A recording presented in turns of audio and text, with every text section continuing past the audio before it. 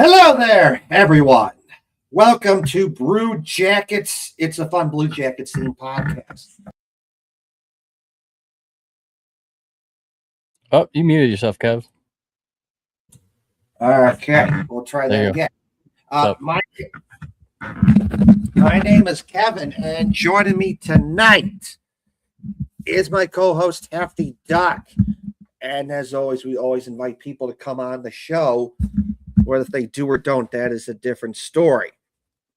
But anyways, on today's show, we're going to be doing a Boone Jenner report card. So how'd Boone Jenner do? We're going to talk about that. There's a new article out that Aaron Portzline has put out recently. You know, one of the basically one of the big names in the Columbus media in regards to the Blue Jackets, that where he put out an article basically saying that there could be a possibility that Boone Jenner is not playing for the Blue Jackets anymore. What could that mean for the Blue Jackets? We're going to talk about that. As always, we have hockey jersey concepts to share. Bill Davidge, Blue Jackets legend, unfortunately died, and we're going to talk a little about that and give a little tribute to him. And there's two Big Ten teams that have won a combined 27 national championships in hockey. Who are those teams? We're going to talk about that. All this and more on today's show. So welcome to the show, everyone. Welcome in. Hope everyone has had is having a good Memorial Day weekend. Thanks for joining us. If you were, just relaxing, kicking back. So sorry if you're a Cleveland baseball fan and you're watching the game right now. We won't talk about it. We don't have to. Yeah, don't forget to like, share, subscribe wherever you're watching from. Don't forget to check us out on the other channels. If you're watching us on Twitter, check us out on YouTube. If you're watching us on YouTube, check us out on Twitter. We're also found wherever you can find podcasts, the audio version of the show. We do post it every after every live show we do. Check me out. Find me on Instagram. It's at Lance Schrock Tattoos. Schrock spelled with a C in the middle of it. That's why I constantly have people's emails going the wrong spot. Misspell my name. I don't think I got anything else for the intro from my end. So, all right. So, as Hefty Duck said, we're on YouTube. Check it out. Like, share, and subscribe to the YouTube channel. Please like, share, and subscribe to the YouTube channel. And before we get going here, don't forget to check out Uni Blue Soldiers. Check out Uni Blue Soldiers. Check out Uni Blue Soldiers. Follow Uni Blue Soldiers on all social media platforms. So, all right, to start off, we'll be talking about something a little more fun to, start off the show, which is, I'll put this up on the screen here, is this.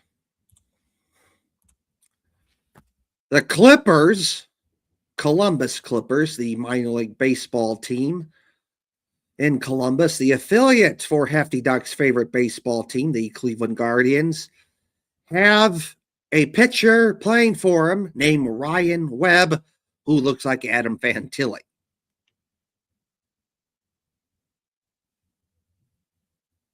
He does look quite a bit like him. I saw that and I'm like, hey, wait a minute. That guy looks like Adam Fantilli. So when I saw that, I'm like, you know what? We got to talk about that on the show. We just do. We got to talk about that on the show. So Interesting.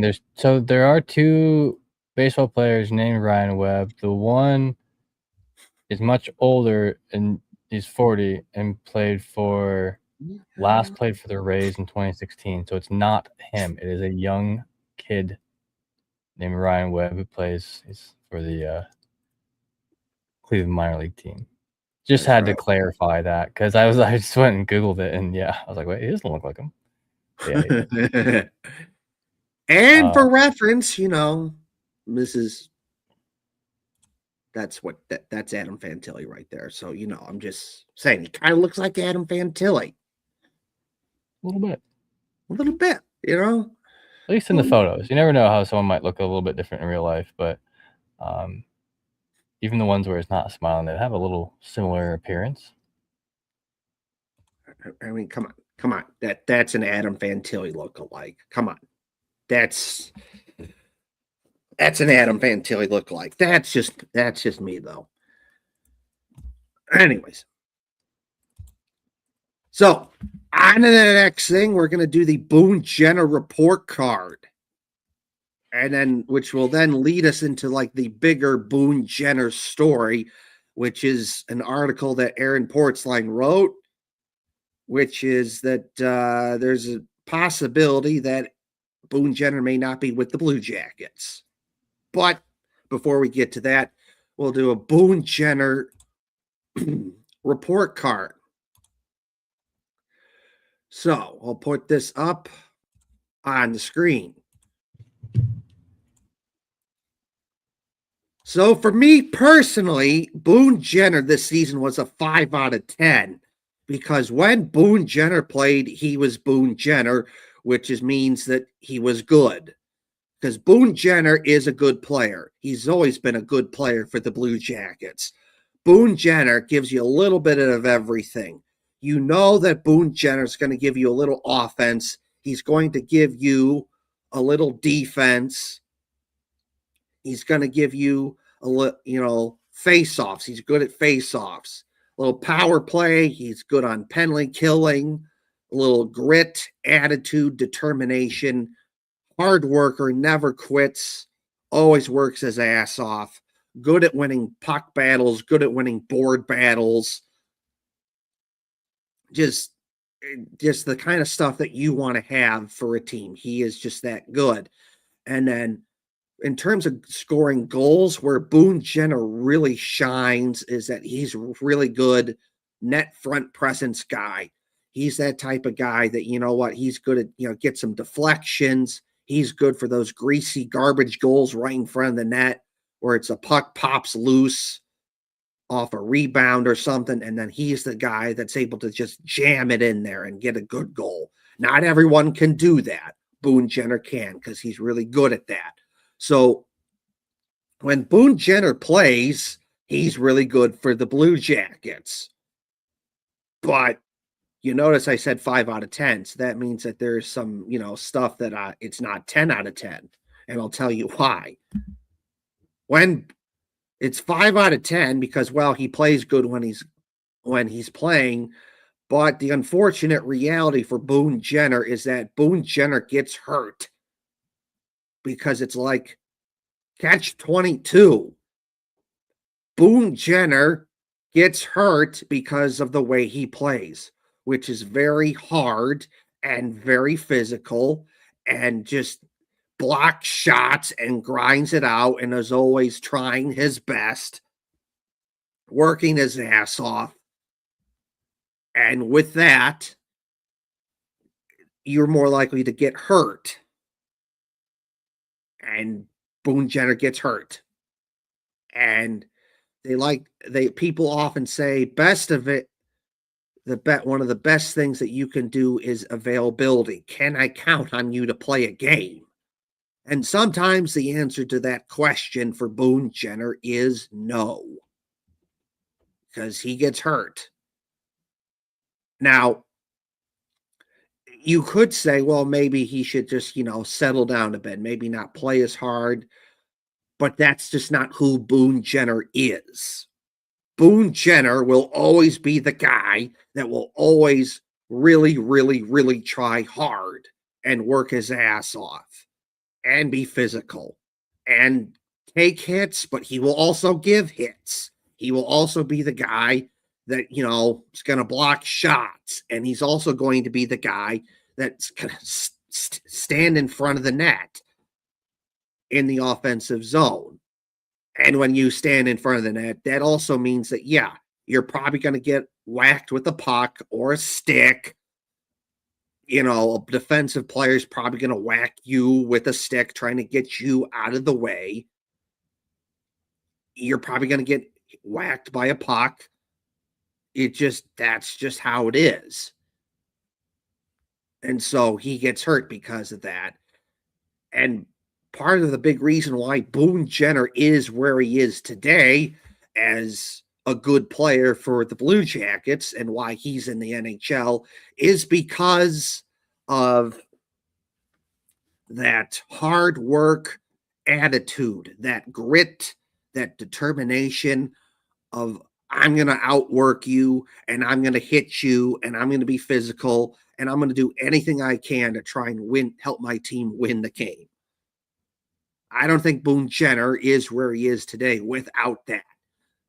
Some guys can get away with that. I don't think Boone Jenner can. So it's like one of those things. It probably would help him if maybe he didn't go so hard and preserve some of the energy, and then he wouldn't get so hurt. But at the same time, he wouldn't be as good because that's what Boone Jenner is. He's so good because he's that hard worker that grinds it out, gives it all, and out hustles the opponent. It is because of that he's able to get to the dirty areas and get some goals. It is because of that he gets to the areas on defense and makes some big plays that other guys can't. So that's why it's a 5 out of 10 for me, because when Boone Jenner plays, he's really good. But the issue pops up every now and again. It's like he unfortunately gets hurt, and I'm dinging him that hard because it keeps happening. This isn't like a once or twice thing where he gets hurt and it's like, oh, that sucks. No, this has been a thing that's been part of who Boone Jenner is, that he's good in many ways, but then he also gets hurt, unfortunately, and it brings him down. He recently, this season, played over 800 games, and he would have been there by now if he didn't get hurt. So 5 out of 10, because when you're good, you're good. But I'm dinging you 5 points because you keep getting hurt, and that's very unfortunate, but that's just how it is for me. Yeah, I mean, you hit the nail on the head with it because it's exactly what I'm going to end up saying too. Boone Jenner is a pretty quality player. He is not necessarily an elite scorer or necessarily like a top line type guy. He's had to fill that role in seasons past because there wasn't much other option. And I mean, he did a fine job. I definitely can't sit here and complain about the way he played the last few seasons, especially, except for the fact that Boone Jenner hasn't played a full season since like 2016 when he was 23. He's 32 years old. He's coming in at 6'2", 204 pounds this season. Shoots left, and he's primarily just plays that center spot. I think he's had to push out to wing occasionally just to fill a spot here and there, but that's far and few between. This season, Boone Jenner played 67 games. He had 13 goals and 25 assists for a total of 38 points. He was a +3, had 44 penalty minutes, which is the third most he's ever had in his career, fourth most. 12 of his 13 goals were on the even strength to 1 power play goal. 3 of those were game-winning goals. 22 of his assists were even strength assists. He averaged this season 16 minutes and 5 seconds was his average ice time, with a total of on ice time of 1,777 minutes, 19 seconds. 66 blocks, 147 hits, 14 takeaways, and 53 giveaways. How that compares to the team. Boone Jenner was number 5th in points. His points for the Blue Jackets are very scattered. It's very top heavy. So you have Zach Greinke with 81. That drops by 14 points down to Kirill Marchenko with 67. Then that drops 8 points to Adam Fantilli with 59. Coyle right up there with 58, and then Boone Jenner right in there with 38 points. Right behind him is Monahan, who played like 11 more games. So the thing to think about here is that Boone Jenner only had 67 games, so he was still able to come up with 38 points in those games, which is more than some did in more games. Similar to, we talked about Kent Johnson last week, so I guess he gets caught straight this week. Sorry, Kent. But yeah, it is one thing to note, with he's a big face-off guy for the Blue Jackets. He's 52% on his face-offs this year, 52.6 exactly, which puts him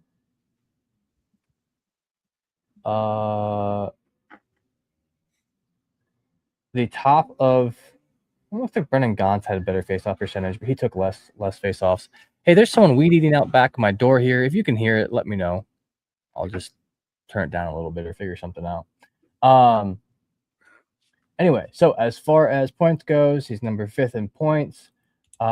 He's number 2 with hits. Matthew Olivier, the only other guy on the team that's got more hits, 209. Boone Jenner, 147. Fantilli following up with 139. He doesn't have a ton of takeaways, isn't the worst at giveaways. So you can know what you're getting with Boone Jenner. He's a two-way forward through and through. He is going to do fine on defense. He's going to do fine on offense. He is not going to be elite at either one of those, but you know who you're getting, you know who's playing, you know what you're getting day in and day in, day out, that who Boone Jenner is. You just know.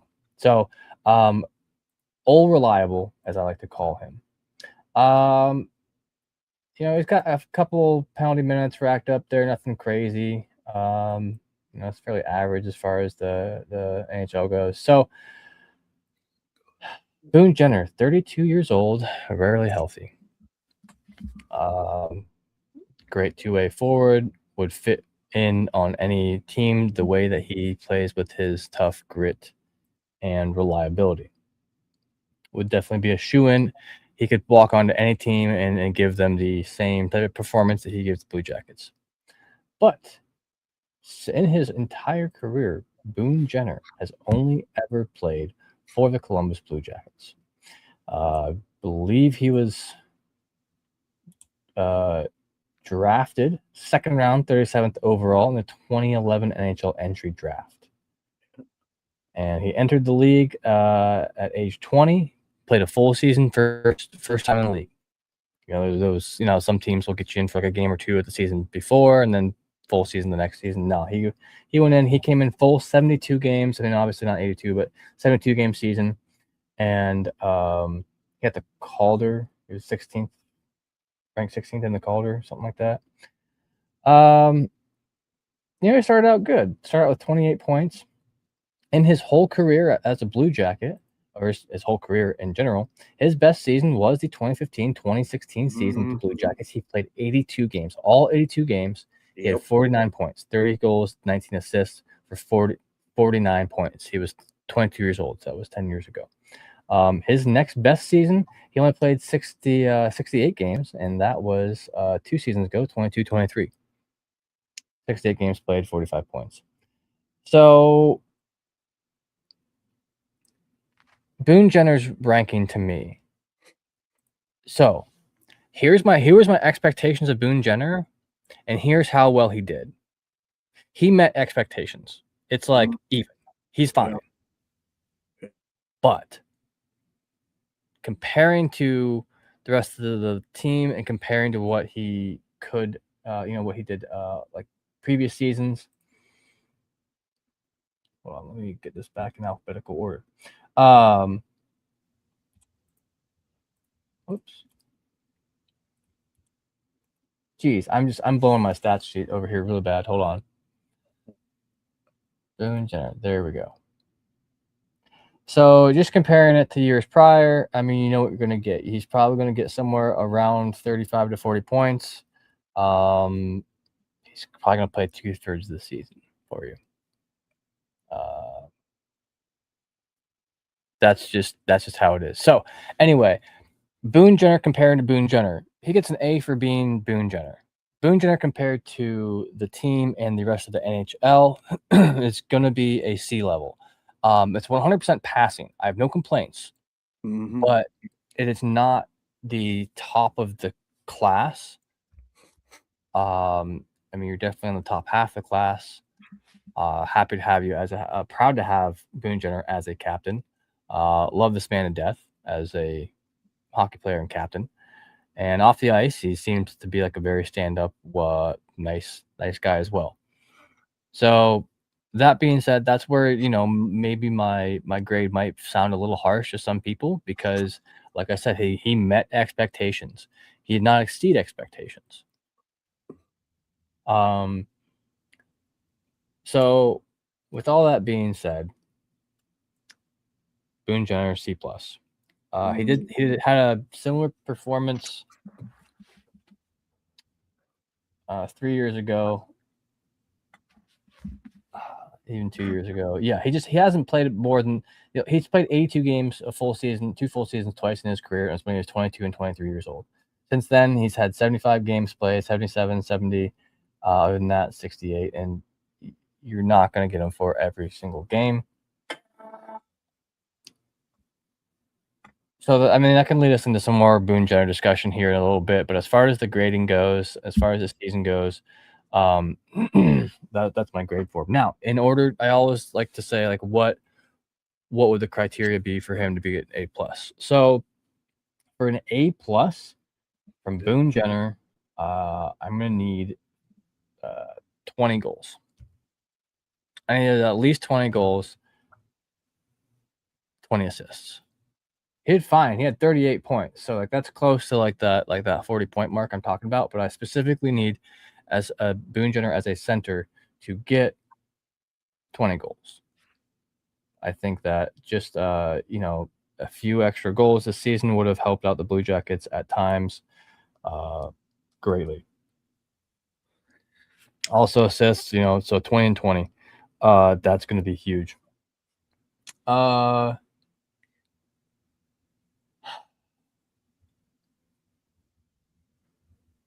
mean, he's the captain. That's also part of where this grade comes from. And the team as a whole did not make the playoffs. Nope. And so we got to look at the last few years as to what has changed. The general manager's changed. The coach changed multiple times. Right. And you could feel like a bit of a culture shift with the GM and even with Evason coming aboard at one point. But realistically speaking, this is the grade I would give the entire team. Is about you passed, but you didn't even really meet expectations. You were almost met expectations, almost. So I can't fail them completely because, I mean, they didn't end up at the bottom. Right. So that's like that's where part of my criteria. Boone Jenner is a special player in that, like, he is the only person I really I judge as the captain then. So otherwise, like if he were just Sean Monahan or something like that, I'd probably give him a B. But that's just comes with being the captain. That's part of the weight you carry. Right. But we'll definitely just due to some recent articles and some other stuff online, we'll have to talk a little bit more about Boone Jenner here. And where we could possibly what does next year look like? Right. My thing with Boone Jenner is if if you just were healthier and you played the entire season, the grade would be higher for me because I know what I'm getting from you. I know that you're a good player. You've done it. You've shown you can do it time and time again. You know, I need a big face off. Okay, Boone Jenner.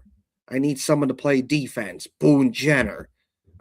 Okay, well, I need someone to play on the wing. Boone Jenner. I need someone to play center. Boone Jenner. Okay, you know what? Our third or fourth line, we need someone there. Boone Jenner. Well, we could really use someone to play in the first or second line.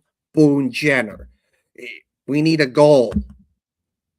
Boone Jenner. He's been there. We need, net front presence guy. Boone Jenner. Where he gets a greasy goal, either a deflection or it's off a rebound, and then the puck pops loose and he jams it in there. He's been on the power play and gotten power play goals. Mr. Reliable, a good 200-foot game, gives you a little offense, a little defense, a little power play, a little penalty kill. He blocked shots. He's good on face-offs. There's a reason why in overtime, he's the guy that starts overtime because the Blue Jackets need a big face-off. He wins the face-off, and then he gets off the ice, and then the Blue Jackets put someone else out there because Boone Jenner, he's that good. Someone to show a positive example on how to just work your ass off and outwork the opponent, out hustle the opponent, how to win a board battle, how to win a 50-50 puck battle. That's Boone Jenner. Everything that you could want from a player, Boone Jenner does. I know you've been a good player, Boone Jenner. I've seen you do it. But I just wish that you would be healthy consistently. Because if you were, the Blue Jackets would be in a better spot. And that would make the grade from me be higher. But I can't do that because, unfortunately, you keep getting hurt. And that's why it's a 5 out of 10. I have to ding you 5 points because you keep getting hurt, unfortunately. But when you play, you're really good. We've seen you be a good player for the Blue Jackets. We've seen you do it. I just wish that you'd be healthy more consistently. And if you were, then I would bump up the grade to a higher grade. Yeah, and man, this is gonna sound kind of harsh, but I kind of have hinted at it here and there with what I've said. The fact of the matter,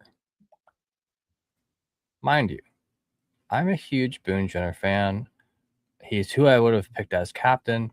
I'm not disappointed in anything he's done. I'm disappointed in the way the Blue Jackets have done. And unfortunately, he is the helm of the ship. And they changed everything else. Everything else has changed. And, I think that the Blue Jackets are at a crossroad right now. I think every offseason, obviously they are, but I think this is everything else has been changed. And the Blue Jackets have not made it to the playoffs in quite a while. And, yeah, the one thing that hasn't changed. So, I mean, I hope that Boone Jenner finishes out a very successful NHL career. I think he's done great for Columbus. I don't think it's very rare. I think it's happened before, but it's very rare for someone to just be kind of stripped of the captaincy and for it to go off to someone else without there being movement of that player. And earlier this week, there was or was it last week? There's been some stories. There's been a lot of swirling. I've seen Elliot Friedman talking about it a lot. I've seen other Blue Jackets reporters, Aaron Portzline, Mike Sheik, all talking about this recently too. So this doesn't just come out of nowhere. It's something we were already kind of planning on talking about, because we've been chit-chatting about it since like half through the season, if not earlier. That pretty much no matter what happens, or I asked this weeks ago. It was back in like I think January or February, once the team started to kind of like not do as well. I remember asking, I think Harry might have been here. Someone else was here too. I go, if the Blue Jackets don't make the playoffs, do we see Boone Jenner back next year? And every one of us said no. And that was before they missed the playoffs. So I'm not surprised by any of the talk going on. So not surprised by a lot of things. So the setup here, since we'll move on to the next thing, since Hefty Duck started talking about it, is this. So done with the Boone Jenner report card. So there is a reason why we made the decision to talk about Boone Jenner this show and do a Boone Jenner report card, because Aaron Portzline, the big Blue Jackets writer in the Columbus media, had an article recently, and it's a good article, and I read it, and I think you should check it out. It's on, on his Twitter page, The Athletic, all that other stuff. And I'm paraphrasing it, but the general idea of his article is that there is a possibility that Boone Jenner is not with the Blue Jackets anymore. And like, that is something that you kind of think about, like, well, will he be with the Blue Jackets? Maybe, maybe not. But you it's like, okay, maybe, maybe not, but you don't necessarily think it, maybe it's not like a real possibility. But then you see that article that Aaron Portzline wrote, and you're like, whoa, Boone Jenner might actually not be with the Blue Jackets next season. Like, that is a real possibility now. Because, some people think, well, maybe he will, maybe he won't. But that's just guessing. That's just speculation on what you think is going to happen. But it means something. When Aaron Portzline says something, that makes it real.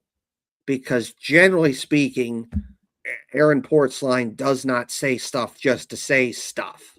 Generally speaking, he has a general idea on what's going to happen with the Blue Jackets, where he writes articles on what he thinks is going to happen. And generally speaking, it turns out to be true. Not always the case, but generally speaking, it turns out to be true.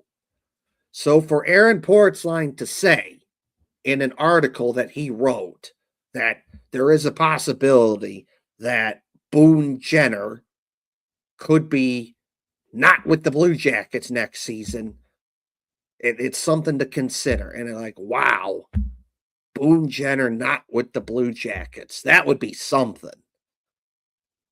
Because Boone Jenner is Mr. Blue Jacket. His entire career has been with the Blue Jackets. He's played over 800 games, all with the Blue Jackets. Boone Jenner is a guy that's seen it all. He's been there when the Blue Jackets have been terrible. He's been there when the Blue Jackets have been good. And he's with the Blue Jackets now, where they're okay, where they're slowly but surely becoming better. The last 4 seasons, the Blue Jackets have gone from 58 points, 66 points, 89 points, 92 points. Boone Jenner has seen it all. He is Mr. Blue Jacket. He That's all Boone Jenner knows is Columbus. He's become part of the Columbus community.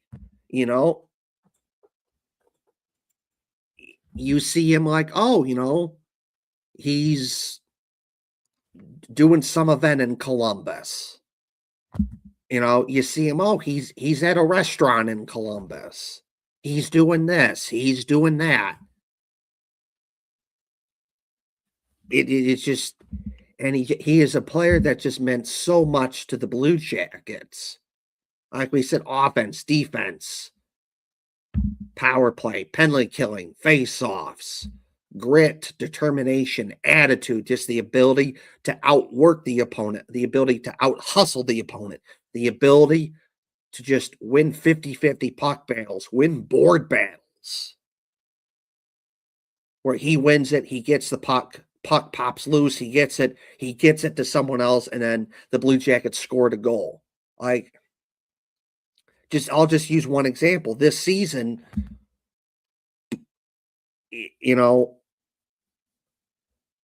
Boone Jenner wins a puck battle, puck pops loose, wins the puck battle along the boards, puck pops loose, he gets it, passes it to a Blue Jackets player, they shoot and score. That is a play that has happened time and time again with Boone Jenner. It has. And if Boone Jenner is not with the Blue Jackets starting next season, because his contract is up in the summertime. But if what Aaron Portzline is saying turns out to be true, that's just going to be like, wow. It's going to be weird not seeing Boone Jenner on the Blue Jackets. Whatever team in this hypothetical scenario that Boone Jenner is on, that's not the Blue Jackets. And when the Blue Jackets play that team, it's going to be goofy and going to be weird not seeing him in a Blue Jackets jersey. And another thing to consider here is that who's going to step up and take that spot if Boone Jenner is not on the Blue Jackets? The Blue Jackets are taking a big hit by not having Boone Jenner on their team. You're not going to have a guy, that toughness, that grit, that attitude, that ability to just outwork the opponent, that ability to out-hustle the opponent. Face-offs. He's one of the best guys on the Blue Jackets that's really good at in front of the net. Those garbage goals right in front of the net. Deflections, or you just jam it in off a rebound. Boone Jenner, versatility. He can play up and down the lineup. You need him in your top six, first line, second line. He can do that. You need him in the bottom six, your third and fourth line. He can do that. You need him to play on the wing. You can do that. You need him to play center. He can do that. So, the Blue Jackets are going to take a hit if he's not on there. They're not going to be the same. So who's going to take that spot? Because you will be missing some stuff that he does that other people can't do on the Blue Jackets. There are reasons why the Blue Jackets are better with Boone Jenner on the team. But then at the same time, if Boone Jenner's not on the team, I get it. Because another thing that you have to consider here is that Boone Jenner, for how he's played over the years, is on a dirt cheap contract. It's just under $4 million. And realistically, he probably should be getting paid more than that. But he's not. So the Blue Jackets were getting good play out of him over the years for basically a dirt cheap contract when he should have been being paid more. And that's another thing to consider, is that there is a possibility that, if Boone Jenner is not signed by the time free agency comes in the summer, that another team could come along and say, hey, Boone Jenner, tell you what, How about a 3-4 year deal and 5-6 million? And the Blue Jackets, sure, they could match that. But at the same time, they're like, we really like Boone Jenner, but can we really afford to pay Boone Jenner that when we need to save money for, Adam Fantilli and Jet Greaves? Eventually, Kirill Marchenko is going to need a new contract, and Zach Werenski will eventually need a new contract. Going to have to save some money somewhere, and Boone Jenner may be that guy where the Blue Jackets look at him and say, we really like you as a guy, as a player, as a person. We like having you on our team. We really want you to be on our team, but it just may be that just like we just can't afford that because some team could swoop in and say, you know what, 3 to 4, maybe 5 years, maybe 5, 6, 7 million, because people spend a little more money in free agency compared to that than they normally would. And then that would be the end of that. And then the Blue Jackets could be, well, I guess we can't do it, because that was a possibility that the Blue Jackets could have faced if Charlie Coyle went to free agency.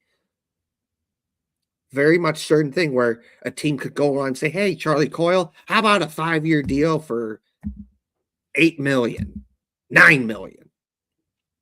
And the Blue Jackets may have looked at it and said, I don't know about that. But that's just another thing to consider, is that some team might come along and just give a contract to Boone Jenner that either Boone Jenner can't say no to, or just the Blue Jackets can say, like, we really want to have you on the team, but we just can't afford to do that because we got to save money for other people. So it's a long way to go here because free agency's in July and we're in May. So there still is a possibility that Boone Jenner could be on the Blue Jackets next season. But after reading that article that Aaron Portzline put out there, I'm of the belief that if I had to pick, as of right now, he's probably not back with the Blue Jackets. So if that does happen, it's just going to be interesting to see how that goes and how does that affect the Blue Jackets, because they will be taking a hit, because there's just some stuff that he does that he's good at that makes the Blue Jackets better that other teams can't, that other players on the Blue Jackets can't do, and who will take that spot. So I've talked for a little bit now. That's all I got to say about Boone Jenner for now, and we'll get Hefty Duck in here.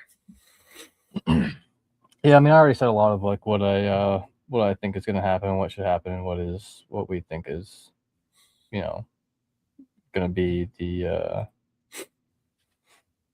case for next season. One thing to note is Boone Jenner is a UFA, and it's coming up. His contract is not technically complete yet. Yeah. And the thing is, if he were to have been a priority to re-sign, I believe he would have been signed by the trade deadline. Mm-hmm. If it was a priority. Now, here's a little piece of information that we have not told you guys yet, that many of you, if you read the story, you already know. Boone Jenner recently just fired his agent, his longtime manager, like his agent guy who like helps him get better contracts. This is like, why a lot of the speculation just started coming out again recently. This is one thing that part of why this is being brought up again. If that doesn't say I'm looking for more, I don't know what does. Yeah. Because this is his longtime agent. And obviously there's something happened to where the job wasn't being done the way that Boone Jenner wanted the job to be done. So he got a new agent, or is looking for a new agent or something. Yeah. So this is I'm literally just spitballing here. From the years we've been watching sports and everything, of what this, like, just speculating what this could mean. And I personally think that Boone Jenner is 32. He is not going to get a Charlie Coyle like contract. Mm-mm. And Charlie Coyle is like a little bit older than him. He's just, not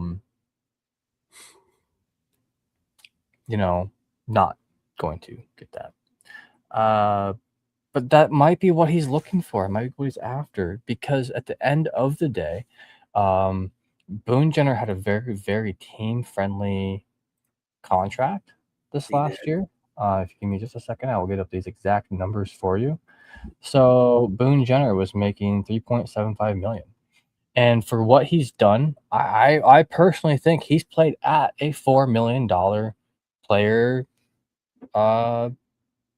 caliber. Yeah. I don't now, to compare this with some other people who are around that same price range. Kirill Marchenko is locked in at 3.85 till next season. They're through next season, sorry. Yeah. Voronkov, 4.18 through next season. Mason Marchman's currently getting 4.5, and he has yet to also be re-signed. Yeah. Matthew Olivier is making 3 for the next 4 or 5 years. Yeah, till 2029, he's making $3 million for the Blue Jackets. Miles Wood, 2.5 mil until 2028-29. Both of those players I would look at skill-wise as being maybe like a little less than Boone Jenner. Yeah. I don't think either one's a slouch. Matthew Olivier also only got 61 games this season with 26 points.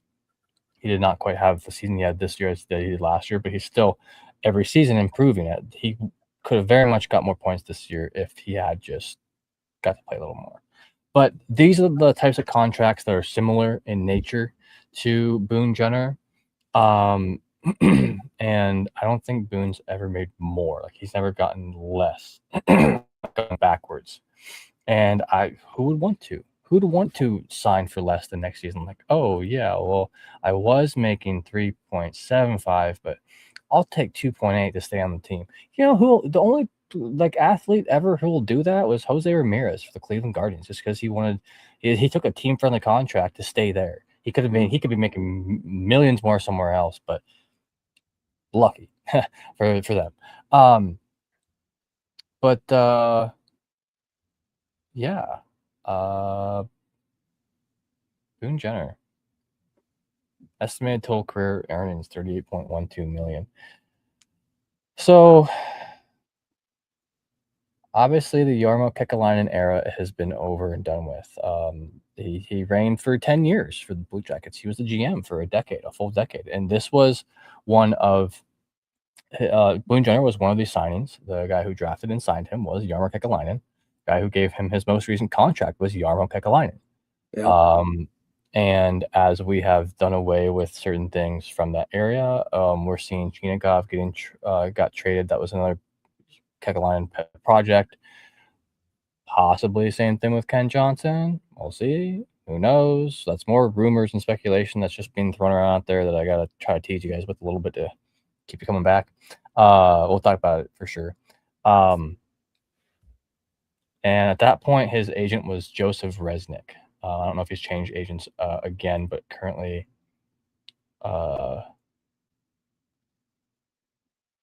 Patrick Morris is said to be his agent. I don't know if that's the guy who just fired or not. But anyway, I don't know. I don't see the Blue Jackets being like, hey, yeah, we'll give you $4 million for like 4 years. I don't see that. That's a gamble. That's a gamble because here's a guy who has done the Blue Jackets proud as much as he possibly can.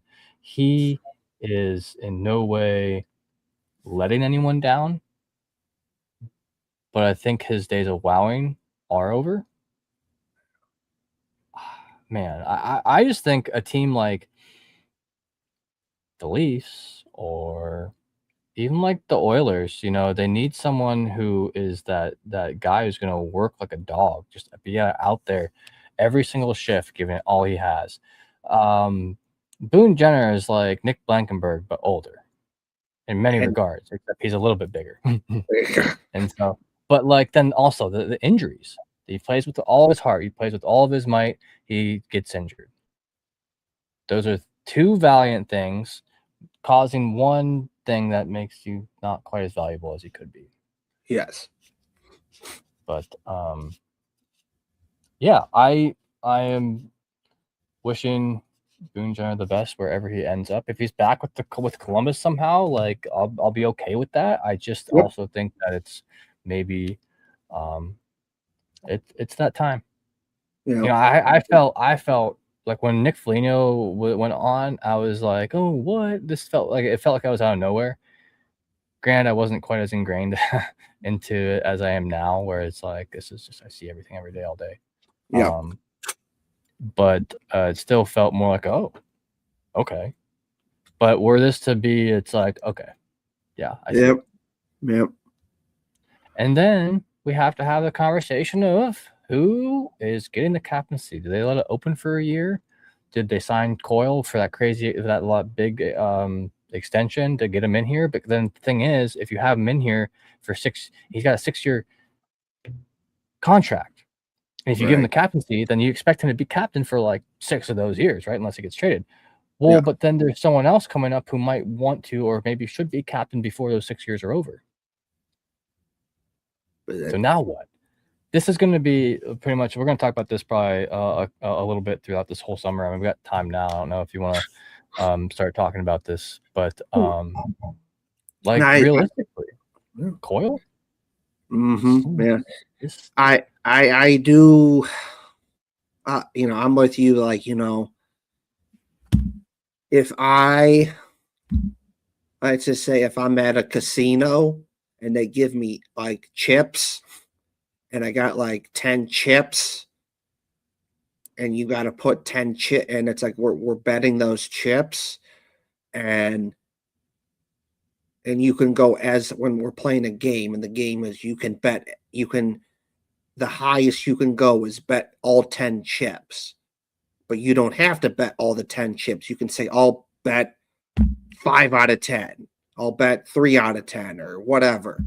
So like, I would say if I'm in that game and they say, all right, Kevin, bet how much do you think Boone Jenner is out of the Blue Jackets? I'm going 7 out of 10 on the chips.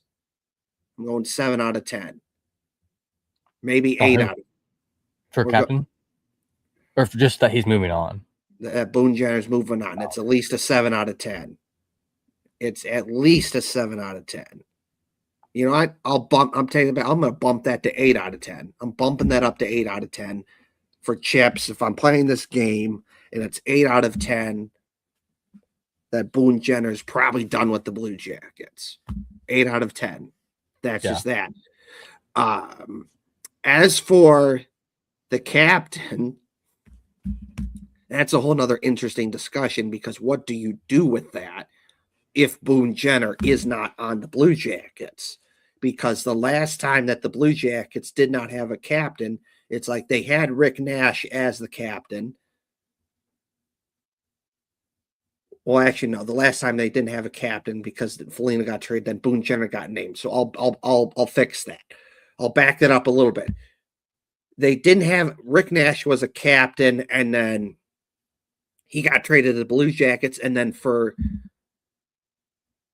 2 years, for 2 seasons, 2012, 2013, and 2013, 2014, the Blue Jackets did not have a captain. They just had 4 A's. Yeah. That throughout the season, it was just 4 guys wearing an A on their jersey. And eventually, the following season, Nick Foligno becomes the captain, and that was the end of that. He was the captain until he left. Do the Blue Jackets do something like that again, where they wait, they have 4 A's, and then they wait for someone to become captain and take that spot? Or do they give the captaincy to someone if Boone Jenner's not there. And if they do that, if the Blue Jackets do that, if I had to take a guess, you know what? I'm betting not. I have my poker chips, and I'm betting 9 out of 10 on Charlie Coyle. The 1 out of 10 would be Zach Werenski. But if I had, we're playing this game at the casino. I'm putting 9 out of 10 chips on Charlie Coyle becoming the captain for the Blue Jackets, because you said that, Hefty Duck. Oh, you wonder if like that was something that the Blue Jackets did to try and get Charlie Coyle to sign with the Blue Jackets. And now I'm wondering about that too. If that is something that the Blue Jackets did to say, hey, we'll give you a 6-year deal and it's $6 million, a lot of money, and we'll give you the captain's patch on your jersey. You'll become the captain. Yeah. We won't say anything about it publicly yet, but it's basically yours. So I just wonder if that's a thing. So if I had to take a guess, it's 9 out of 10. Charlie Coyle is the captain. That would align a little bit too. Remember, Bonus said something about how like some of these guys are just too okay with losing. Okay, so we can infer of who he means by people who have been here, who have been losing. Of all the people with the A's, okay, so currently, so if you're going to promote one of the 4 alternate captains, because there's 4 currently, and if you were to promote someone who just wasn't an alternate at all, just like suddenly like, oh, okay, boom, now you're Cole Cylinder, you're the captain. You know what I mean? That would feel weird to like not have someone who was at least an alternate in the previous season. So we have Sean Monahan, he's an alternate. Charlie Coyle, alternate. Boone Jenner captain, obviously. Zach Werenski, alternate. Eric Branson is another alternate. And I think when they need one, I believe that Matthew Olivier is also an alternate if needed. Yeah. So, but the 4 that are listed here on Puckpedia. Out of all 4 of those, Eric Branson has been with the organization. He's 34. Zach Werenski has been with the organization. He's 28. Many people, myself included, my original before there was anyone else on the team like a Coyle, it's Zach Werenski. The way I view this, the timeline in my head, so it was going to pass from Boone Jenner to Zach Werenski to Adam Fantilli. Is the way in my mind that this was the way it's going to go. Your best player doesn't always have to be your captain. In fact, sometimes it's just not. It's not going to be. That happens with like, you know, it wasn't Austin Matthews the captain, or was Tavares the captain for the Leafs? Anyway, it doesn't matter. I don't like the Leafs, but so out of all 4 of those guys, who makes the most sense? And personally, the 2 people who would be from outside the organization that came in are Sean Monahan and Charlie Coyle. They were from outside the organization and came in, as opposed to, well, I mean, technically good Branson too, but he's also UFA. I'm not sure we'll talk about him another time. Yeah, it just Coyle would make sense for me. The only thing that doesn't necessarily make sense is his age. He's 34, getting that big contract. Like we talked about it last week already. If anyone's interested, go check out that episode. It's still relevant. We talked about that a little bit. That would put him at 40. I just feel like if you were to choose Coyle over Werenski, does that skip a Werenski captaincy ever? Because I feel like from Coyle, like after that, it would have to go down to probably Fantilli. Fantilli acts like a captain. He plays like a captain.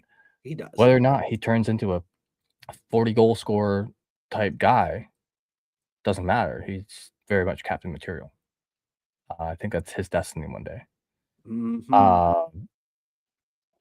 So then, where does... Yeah, so if I had 10 chips, I'm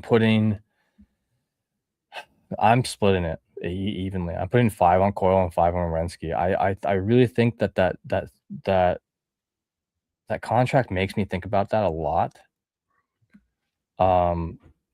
But I mean, the next guy who embodies the Blue Jackets to me is Werenski. Here's the thing, though: they're trying to change the culture. They're trying to shift the culture. So if he's the embodiment of the Blue Jackets as they are now, we need the embodiment of the Blue Jackets when they're better. And who has been on winning teams like that? Who has gone to the playoffs more recently? And that is Charlie Coyle. Yeah. So because we just can't talk about the moving on of Boone Jenner without who's going to be up in his place. We can tell you who's not. I think that might be easiest too. Connor Garland. No. I don't think it's him. I think he's a fantastic player. I think that is a low key pickup that I don't think people are going to think about as much until the next few years. He's got a pretty long contract still. I don't believe Marshman. He's a great player. He's not signed. He's not re-signed yet with the Blue Jackets. Great player, but not necessarily who I would choose for a captain or an alternate. I don't have any beef with him. He's just not that guy to me. I'm just going on the list here. Dude, it's not going to be Voronkov. It's not going to be Marchenko. Maybe one day. What about the possibility of Olivier? He's the guy. He can fire him up. They also gave him to me a kind of surprisingly long contract too. They gave Olivier a 5-year deal last off season. 6. So that to me tells hey, we like you. Could he be like the next Jody Shelley? He's saying, in the worlds, he's saying Columbus is his hometown, and he's locked in. He's locked in. He's not unless he gets traded, which at $3 million, what you're not losing any value there, no matter what he does. So I mean, personally, he is an alternate. He's an alternate when needed. I wouldn't be sad to see that. I'd be like, all right, here we go, boys. We got a tough team. At the same time, he gets too many penalty minutes. I mean, that's just who he is as part of the team. He almost would have to fight less, and we need him to protect the boys out there. Miles Wood, I'm just not seeing it. He's 30. He'll be a solid player, but I don't think he's captain material. No offense. Danton Heinen. Cole Sellinger is captain material someday. He reminds me of Boone Jenner as a young man, but I don't think it's not going to be Kent Johnson or Isaac Lundstrom. And Adam Fantilli he's just 21 years old. He's just too young for it right now. I think that would put too much pressure on him too soon. Right. So now we're going to go to the defense. Zach Werenski has a shot at it. We all know that. We've already talked about it. He is currently the highest paid player on the team. Would he require a little bit more to be the captain? Provy, nope. Severson, nope. Fabro, nope. Gabranson, nope. Zamula, nope. Christensen, Matejchuk, not going to happen. And there's never going to be another goalie captain. They don't let you do that anymore. Yeah, that's it. That's it. I think we have those choices. Yeah. And yeah, I don't think there's going to be any rush for it. I don't think there's a need for a rush for it. Like I just mentioned too, we talked about that need for a culture shift, and that's the only reason why I think that maybe Werenski's not that guy for it then. Right. Even though he is the winningest guy on the team, he does the most to win. He's the one guy that currently can put them on his back as a defenseman and make a difference. So I'm sure we'll talk about it more. We're going to know, before long. The offseason seems like it's a long time, but we got the trade deadline coming up. Or I'm sorry, not the trade deadline. We got the NHL draft coming up here. Yep. In a while. Can't wait for the awards going on. Right now in the NHL, there are the conference finals, and everyone is so just talking about NHL timeline real quick. The Knights are up 3-0 on the Avs right now. Can you believe it? Everyone loves the Knights. I get that everyone hates them. I still have a little bit of a soft spot for Torts. Damn But I right. understand the hate. I understand the hate. Believe me, I get it. But got a little soft spot for Torts. The Hurricanes and Canadiens are tied up 1-1. The Canes were rolling right along. The Canadiens stop them in their tracks. Go Canes, because Canada doesn't deserve the cup. No offense. Oh, World's going on right now. Everything's blowing it. US finally won. They won one of their games that they had to win. I don't really have much news about it because I kind of stopped watching as much because I wish I could care more about it. I really do. But there's baseball on and there's NBA on and it's Worlds. It's the double IHF. I think the under 20s, like under 18s double IHFs, I think are like a bigger deal, which is weird to me because this is like the senior league or whatever. But yeah, they send the best of the best when the young ones go. Yeah. Right. Yeah. It's just I hate that it's at the same time as the playoffs because basically it's just like, oh, who didn't go to the playoffs? We'll pick you up. That's it. Well, even then, some of these guys, the teams that either they played for teams that didn't make the playoffs or teams that get knocked out of the playoffs early, and a lot of these guys are like, you know what, I just played a long season, and I'm tired, I'm banged up, and I just, you know what? I just want to go home and rest up for next season. I want to go see my family. I want to do this. I want to do that. So I get that. So that plays into it too. And then you get guys that you really haven't heard of. Or in Canada's case, you get like, compared to other teams, you get like a super team because you get like Crosby, Sidney Crosby to come play for your team. And you know, Jet Greaves, he's playing for them, and Den Matejchuk and a whole bunch of other guys. And you're like, oh, yeah, Canada's playing good in the World Hockey Tournament. And it's like, yeah, gee, I wonder why, because they have actual players of substance there that are actually doing something compared to some of these other teams where it's guys that you really haven't heard of, and maybe they have like one or two NHL guys. Yeah. And even like to be in the NHL, you have to be amazing. There's very few NHLers, but they're not necessarily the all-stars that are going either, for the most part. Like Roman Yossi's playing for his team. What is he, Swiss? Yeah. I think so. And like he did some good stuff. Canada's doing great because of course they are. They got Macklin Celebrini and Jet Greaves. Come on, they're gonna do good. Crosby. I think Jet Greaves is doing really good. Have you seen any news about that? Oh yeah, he's doing good there. Hell yeah, good for him. Good for him.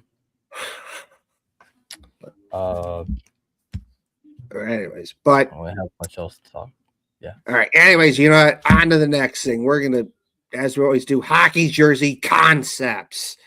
All right. So here we go. This is from Lucas DAITCHMAN.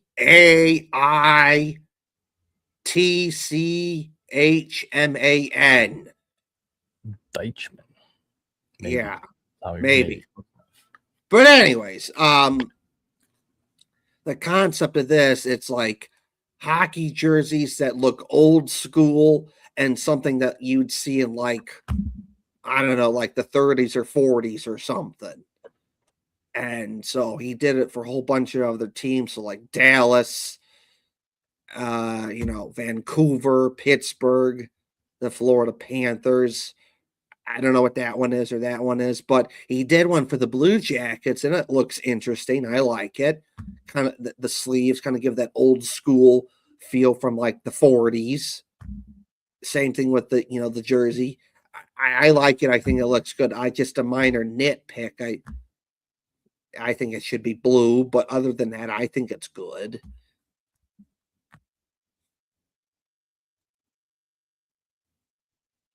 Okay, let's talk about Blue Jackets one first. I do like some of these other ones actually. I like the old school vibe of this.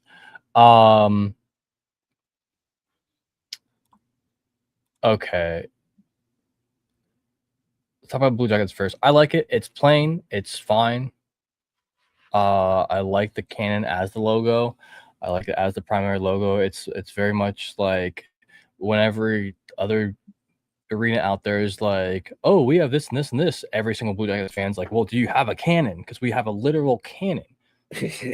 Like so, like that's what we stand behind, because Union Blue Soldiers is what the whole Blue Jackets thing is based around. So having the cannon logo starts to tell people like, what is that? It looks like a Civil War cannon. Yes, you're right. It's a Civil War thing. That's what the Blue Jackets means. I don't think it's very descriptive. I don't think it's very. It doesn't help people. Now, when they see the guys with the kepis and they see the guys with like the shit on, it makes more sense to them. They totally get it. They're like, oh, okay, I get it. Civil War. Yeah. So this to me is the cannon. It's the simple red, white, and blue from the Ohio state flag. I like this a lot. There's a bit much white for my tastes. Just plain white on the jersey at the same time. That's also kind of my taste. Like wearing a fucking Guardians jersey that's almost all just white. Ow. Sorry if you heard that. I had my hand. Weird. But I'm gonna give this an 8.5 out of 10. I would 100% buy this and wear it. I would wear it as a sweatshirt or a jersey. It'd be cool if it had like the laces up top yet, but don't really care. There's nothing I can complain about this jersey. Yeah. Now, let's talk about the one to its left. I freaking love this. What is this jersey? Is this a San Jose jersey with like a reimagining color or something like that? Or Calgary, right? The Flames, because Calgary. Calgary Cowboys. Oh, okay, dude. The cowboy hat coming out of the stripes. Yeah, sick. Just cool idea. So this is a reimagined like original 6 type thing. The original 7. Yeah. What's the league might look like if the okay, cool. So it's reimagining like the original teams as being the Calgary Cowboys, the Columbus Blue Jackets, the Dallas Stars. Theirs is okay. I like it. The lime and the green and yellow. I don't hate it. The Panthers one, I low key like that patch a lot. It looks like a prowling panther, but it's old school. It's definitely got that like kind of more blocky vibe to it. Frickin', is that Minnesota's? Let's see here. Yeah. Minnesota Wild, dude. Okay. I think that this would be cooler without the weird little wing thingies, or if they're more realistic wings. It looks kind of like the Wonder Woman symbol a little bit, but they made it kind of an M. Yeah. Oh, it's an M and a W for Minnesota Wild. I dig it for something else retro. Can you scroll down a little bit for the other ones? All right. The Penguins one, I don't hate it. I mean, I don't really like. I'm never gonna like white, yellow, and black for any team ever, except for the Columbus Crew, and I don't really watch soccer. But then I'm not gonna rate the rest of them. I'm only gonna rate the Blue Jackets one, but I do like a lot of these. Johnny Canuck being on the Vancouver Canucks jersey, big fan of that logo. Overall, all these are nice. I think my least favorite's gonna have to end up being the Minnesota Wild, even though I kind of like it. It's still like my least favorite of them all. Yeah. Followed them by Dallas. Yeah. These are cool. I like these being in this reimagined. I also like the Calgary Cowboys. I like the alliteration there. So, all right. Sorry. So, next up,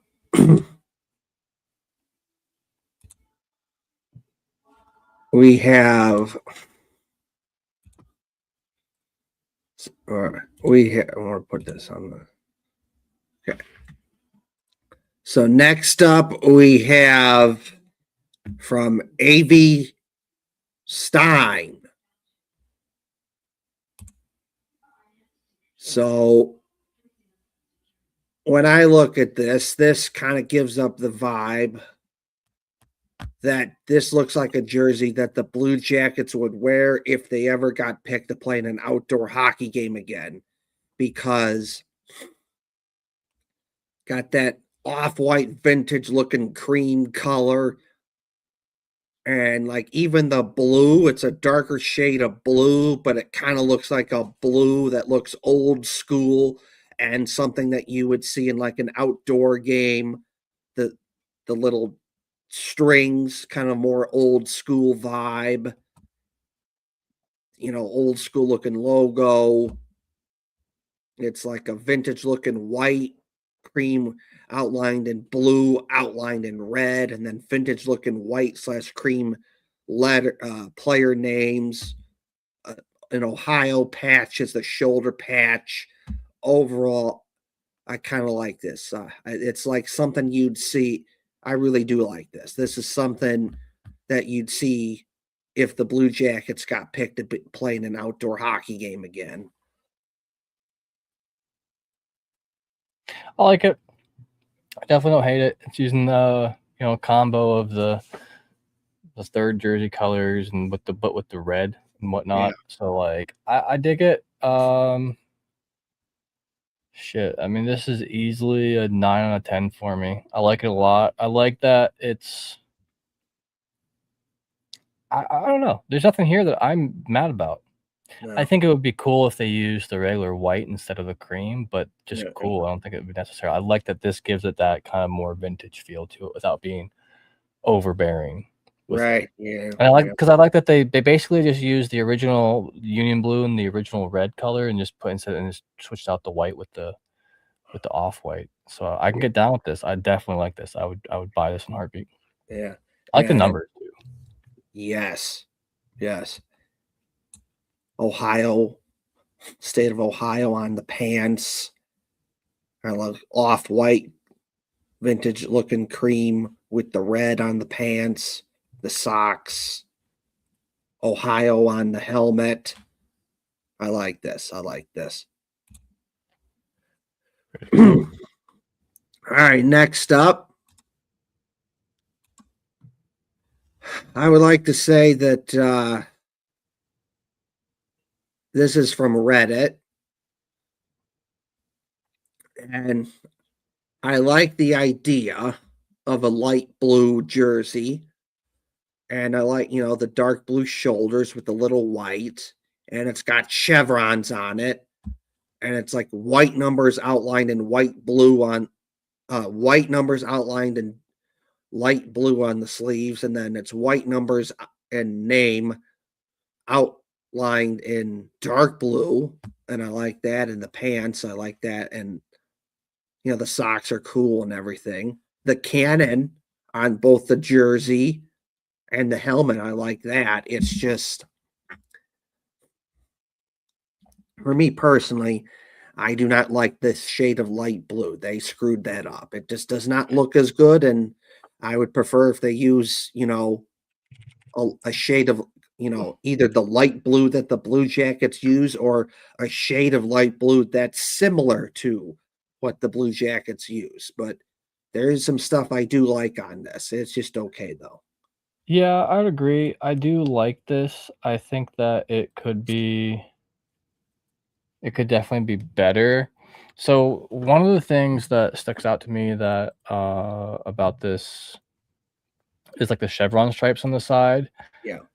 Now, for whatever reason, this for some reason feels like a little bit of a chill throwback, even though I Yeah. don't think it's intended to be. I think it's Yeah. just those stripes on the side remind me of it a little bit, and the Yeah. fact that those jerseys they had black and gray, and it's just kind of a grayish blue. Yeah. But you're right. I think there's too much of it. I think if they would have switched maybe like the light blue for the shoulders instead of the dark blue, Yeah. that it might be a little bit more enjoyable for my eyes. I'll give this one Yeah. a 7.5 out of 10. It's a Yeah. passing grade. It's cool, Yeah. Yeah. but could be cooler. Yes. And this is Eee. okay. So this is from ORIONA Taylor on Twitter and Instagram. Let's see here. Oop, I didn't. Okay. So we'll go like this. Okay. So honestly, I like this. I like that shade of dark blue they used and the little white shoulders, the little red line kind of help break it up. I like the Cappy shoulder patch logo. So I like that. White numbers outlined in red. I like that white striping pattern, but maybe it's a little too much white, but that's just me. But overall, I think this is pretty good. That's just me though. What's doing it for me is the fat white stripe around the waist. Yeah. It's just kind of a bit like if they just ended it with that, it'd be fine. But they added another big fat blue strip underneath of it, which makes it look like more like almost like a skirt in a way. That's the only thing that's bugging me about this. Yeah, there's like the white. There's too much on the shoulders, the waist. This one I'll have to give a 7 out of 10. Like it's not bad. I definitely prefer the last one. Yeah. So okay, so next up. So this is going the total opposite. This is very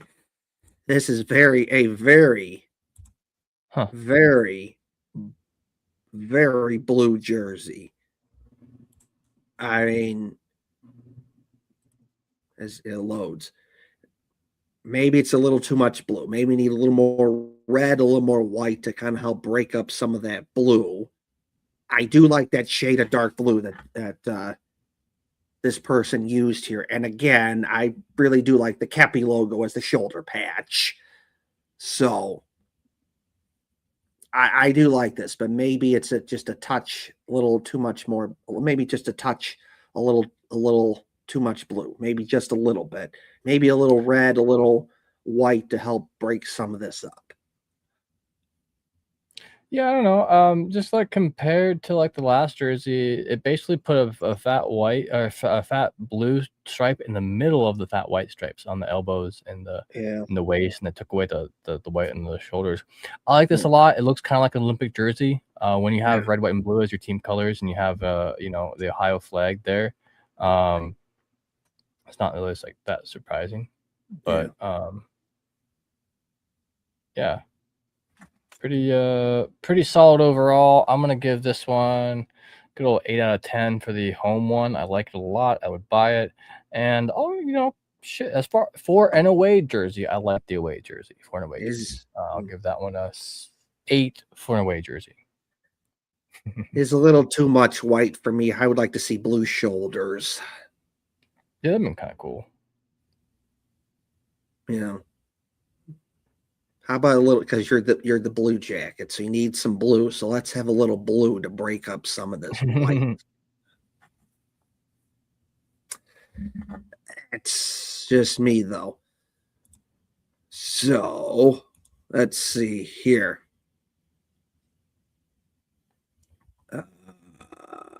Okay, we're just seeing different variations of this jersey, and we'll put it up. See, I could get behind this one because I said the other one maybe it's a little too much blue. This one you have a little more red and white to help break it up. Oh yeah, and I like this. I like this. I like the shade of light blue and the logo, but again, I really like the Cappy shoulder patch. So this is definitely one of the better blue jerseys I've seen as a hockey jersey concept for the Blue Jackets. This one is definitely better than the other white one. But, again, the blue sleeve's nice, but if we could just, blue shoulders. That's just me, though. But otherwise, I like it pretty good. Yeah, overall, I like this a lot. Like, it's just little changes from the last few. Like where I mentioned, like the fat blue stripe in the middle of the fat white one. This one just changed that to red and then rearranged a little bit of the other ones. I like it a lot. It's an okay amount of red for me. Anything more would be too much. I I like it a lot. Yeah, I just wish that on the white away jersey that the cuff blue was just on the shoulders blue and not on the cuffs. Yeah. Like, I get that you want enough white to make sure it's noticeable as an away one, but Yeah. overall, I'll give the home one a good old 7.75 out of 10. And for the away one, it's pretty solid 7.5 out of 10. Let's see Decent, here. decent ones. Do we have any other ones from here? Oh boy. That's a little too much white there on the left. Ooh, yeah.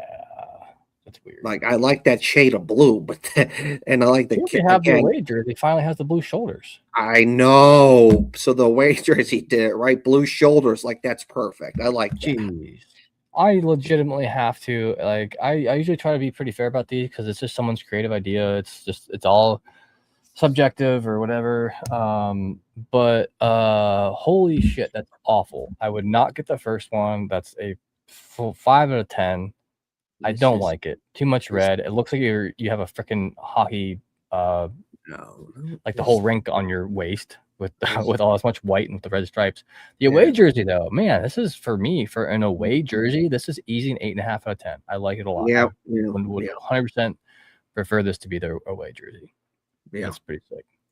Yeah, it's just like I like that shade of blue that they used, and I like the Kepi logo and the logo. It's just it's too much white. It's just too much white. It's too much white. Like on the socks, because we'll zoom in on that. Like on the socks, it's not so bad on the socks. It's just the jersey. It just stands out. Yeah, it feels like a hockey rink on a jersey with that weird red stripe. Yeah. Let's see here. Do we have anything else?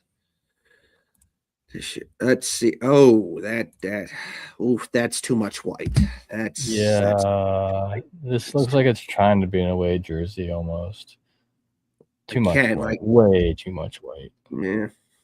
I like the shade of blue and the Canon logo and using the flag logo as the shoulder patch and the star on the sleeves.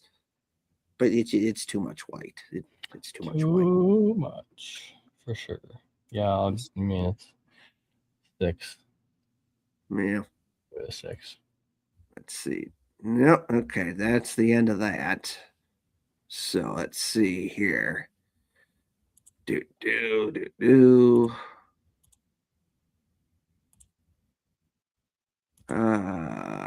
think that.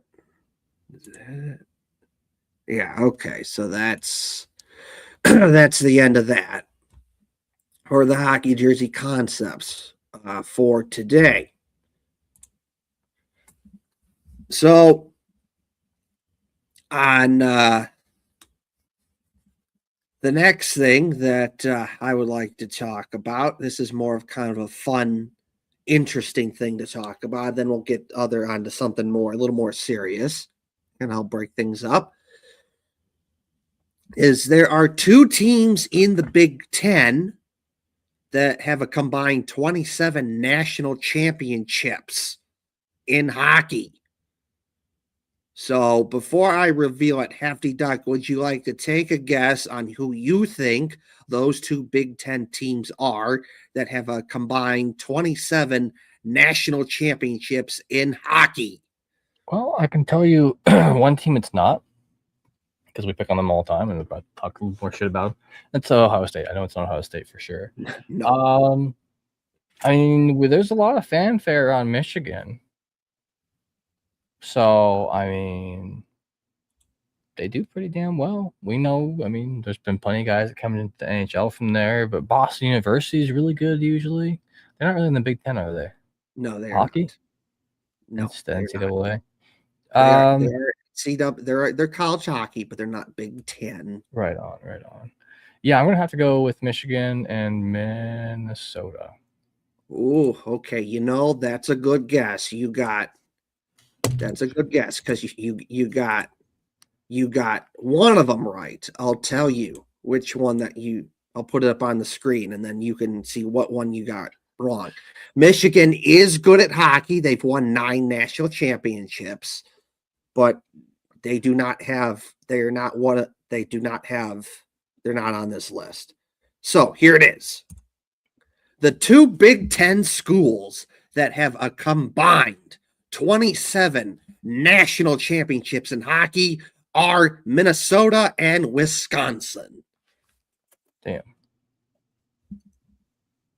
And here's why. Because the Minnesota women's hockey team has 6 national championships. The Minnesota men's hockey team has 5.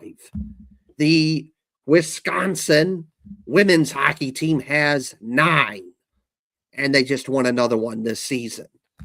And the Wisconsin men's hockey team has 6. Wisconsin men's hockey was in the national championship game this season. They didn't get it, but they were there. And so when you put those 2 numbers together, you get 27 combined national championships between Minnesota and Wisconsin. Damn. I'm not too surprised by it. Not too surprised. I mean, Michigan is a good guess, though. That's a good guess. Because Michigan is consistently good at hockey, and they win the Big Ten. They go to the NCAA tournament. They go to the Frozen Four. They win national championships. They have Hobie Baker Award winners, which is the Heisman Trophy for college hockey. And obviously the Blue Jackets, over the years, some of their best players have been Michigan guys. Jack Johnson, Kent Johnson, Adam Fantilli, Zach Werenski. So I get it. I get why you would have guessed Michigan, Hefty Duck. That is a good guess.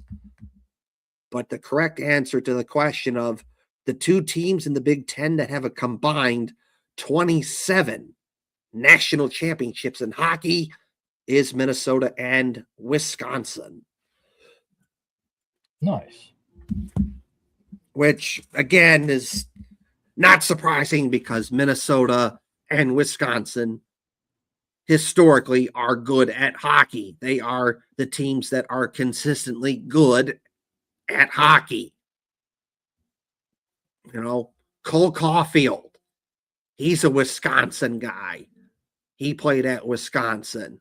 And what do you know? He's having a good season for Montreal, a 50-goal season, and the Canadiens are in the Eastern Conference Final.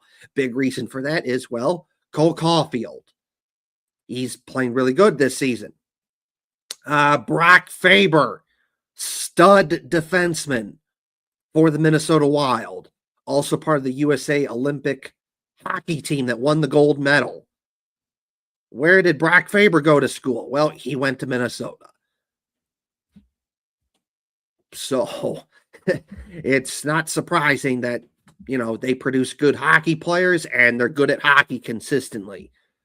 Like, you just have to consider that every year that a team like a Minnesota or a Wisconsin, more likely than not, is going to have a good season. More likely than not, they're probably going to win the Big Ten. More likely than not, they're going to make the NCAA tournament. Good chance they're probably making the Frozen Four. And if they're in the national championship game, fighting for a national championship, and if they win it, that's not surprising either. Because historically, they're just that good.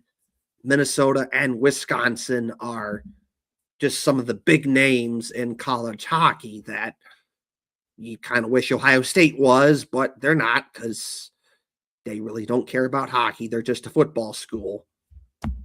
So sad and unfortunate, but that's just how it is. So just wanted to, share that. Also, my Wisconsin family, they kind of like that statistic because they're big Wisconsin fans, I have something from Wisconsin in my hand. We got a random brew review again. I forgot. Should have done this at the beginning of the show. Brew review. We have gluten-free new grist Pilsner style beer. Lakefront Brewery from Milwaukee, Wisconsin. Here's the can. It's got a little dude on it. Pretty good. So it's Obviously, I can't have wheat beers. Sorry, my ring light's fucking it up. I can't do wheat. Can't do barley. I can't do rye. So this is a water, rice, sorghum, hops, malted millet, and yeast. Instead of normally, you know, there's a lot of wheat and then malted barley or malted rye or something like that. So overall, it's pretty good. It just tastes like a normal ass beer. I don't know. Yeah. It's kind of lighter for the ones I like, but it'll do. Brew review. That's right. 8 out of 10. Good beer. So yes, so how about that? We're talking about Wisconsin, and Hefty Duck has a beer from Wisconsin. No, and my Wisconsin family, they liked that Wisconsin is they like this stat that I shared with them, that, you know, they're one of 2 teams in the Big Ten that have a combined 27 national championships between them and Minnesota, because my Wisconsin family are big Wisconsin fans. Always kind of fun, you know, over the years when they play Ohio State, and, you know, 9 times out of 10, Ohio State kicks the crap out of Wisconsin in football. And, you know, then I can say something. And sometimes over the years, they've kind of jokingly given me shit. And then Wisconsin loses, and then I win, because Ohio State beats them in football. Not so much in hockey and other sports. So, you know, they get me there. But, you know, hey, it's all in good fun. And I do like Ohio State, but I do have a little special place in my heart for Wisconsin, because I have Wisconsin family, and I know that they like Wisconsin. And I wish Ohio State was good at hockey like Wisconsin is. And as for Minnesota, I also have Minnesota family, and they're big Minnesota people. And I've spent a lot of times in my life in Minnesota, whether that be going to the Mall of America, which is really cool, going to see the Twins play at the Metrodome. I've been to Minneapolis. I've been to St. Paul. Obviously, I've seen the Wild play up there multiple times, including the Blue Jackets up there when they played Minnesota, and the Blue Jackets won, and that was cool. So, you know, besides Ohio State, if you said, oh, do you like any other teams? Yeah, you know, Minnesota and Wisconsin, because, you know, I think about I think all the fun times I've had in both Wisconsin and Minnesota, and I think about my family both in Minnesota and Wisconsin. So to close this segment out, now you know there are 2 Big Ten schools that have a combined 27 national championships in hockey: Minnesota and Wisconsin.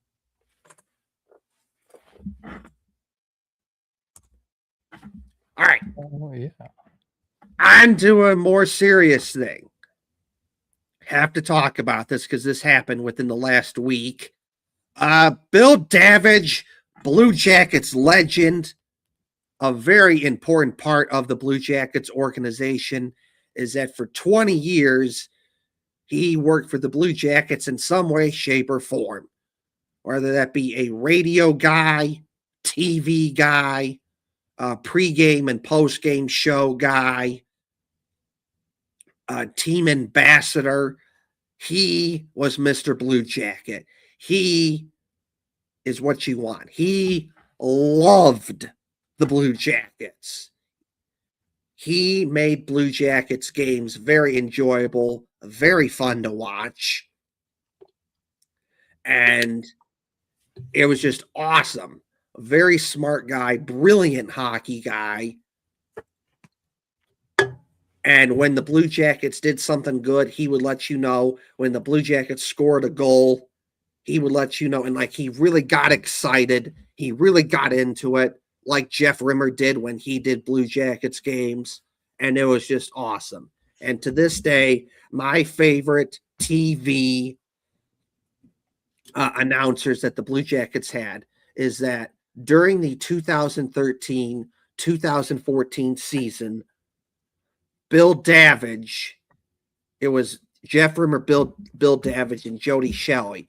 Jeff Rimmer and Bill Davidge were up high in the booth.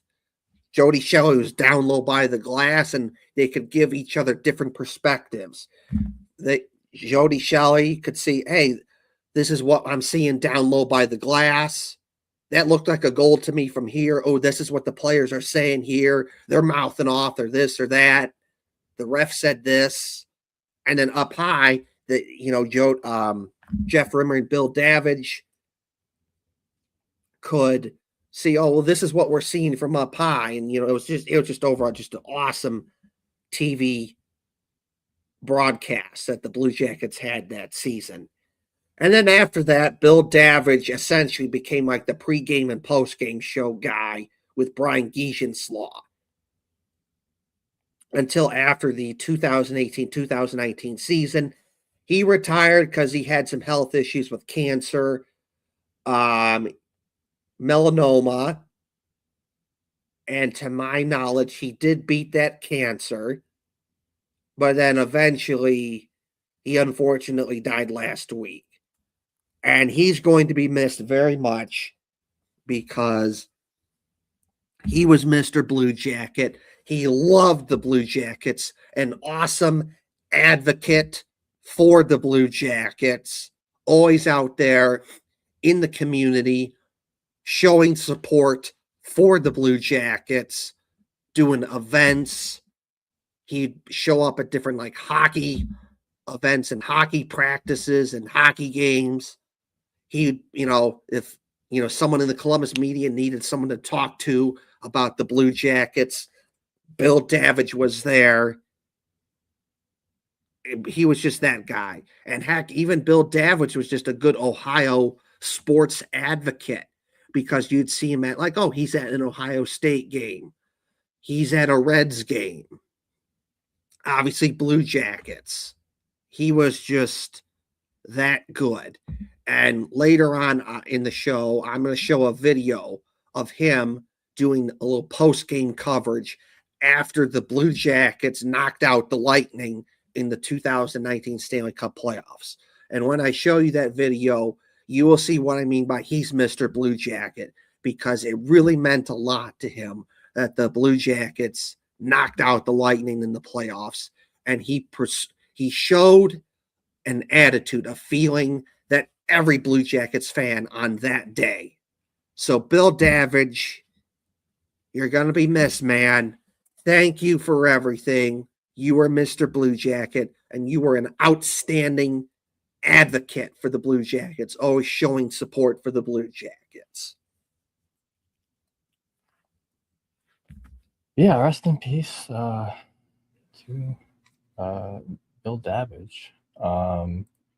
Local legend from Columbus. Well, originally he was born in Ontario, but he actually was a Buckeye. He went to Ohio State on a full athletic scholarship. Actually, he played hockey, and 4-year letter winner. That was back in the 70s, in the mid-70s, mid-late 70s. That's where he met his wife as well. He spent some time. It says Miami, which is Of Ohio. Miami of Ohio. Yeah. So he taught phys ed there for a long time. So he'd been in Ohio for quite a long time, and started out as like a scout or something with the Blue Jackets originally, and like would travel around with the radio guys, like promoting Blue Jacket stuff in the early years. That was like the year 2000, 1999. So,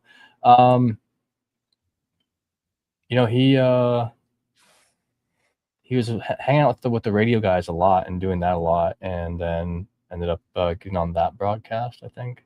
Yep. Anyway, so he eventually became a color commentator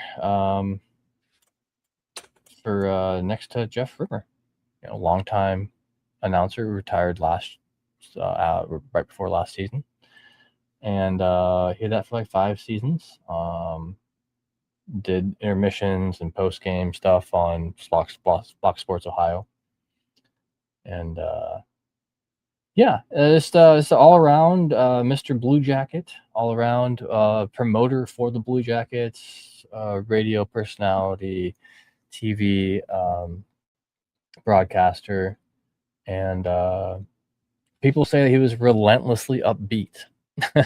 um, so that's definitely a good thing to have been said about you, that you're always in, like, an upbeat kind of guy, very positive kind of guy. So yeah, definitely definitely a person who's going to be missed. I believe he was not. I mean, he was only 72. He dealt with multiple melanoma, and I believe that's what may have uh, been the cause. So, Yeah. thoughts go out to Dowdge's family and friends and whatnot. Yeah, lost a legend today. Yeah. Or last week.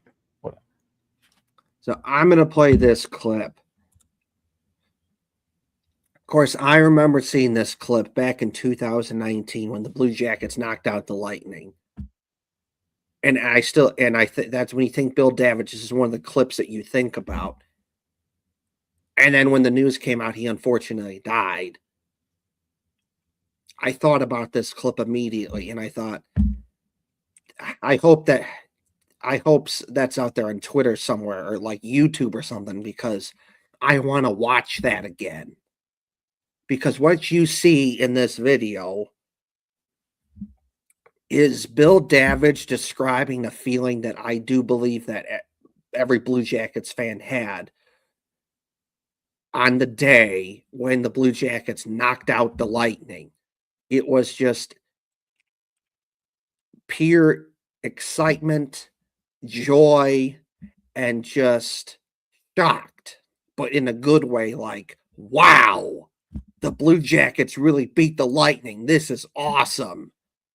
You could tell just how much this meant to Bill Davidge that the Blue Jackets knocked the Lightning out of the playoffs. And of course, that is the biggest moment in Blue Jackets history up until now, which is the Blue Jackets knocking out the Lightning in the playoffs. And it's not only that they knocked them out, they swept them.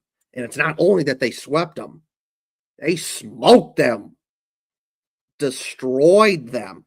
The Lightning, 128-point team, first in their division, first in the Eastern Conference, President's Trophy team, compared to the Blue Jackets, who wild card team, 98 points, 8th seed.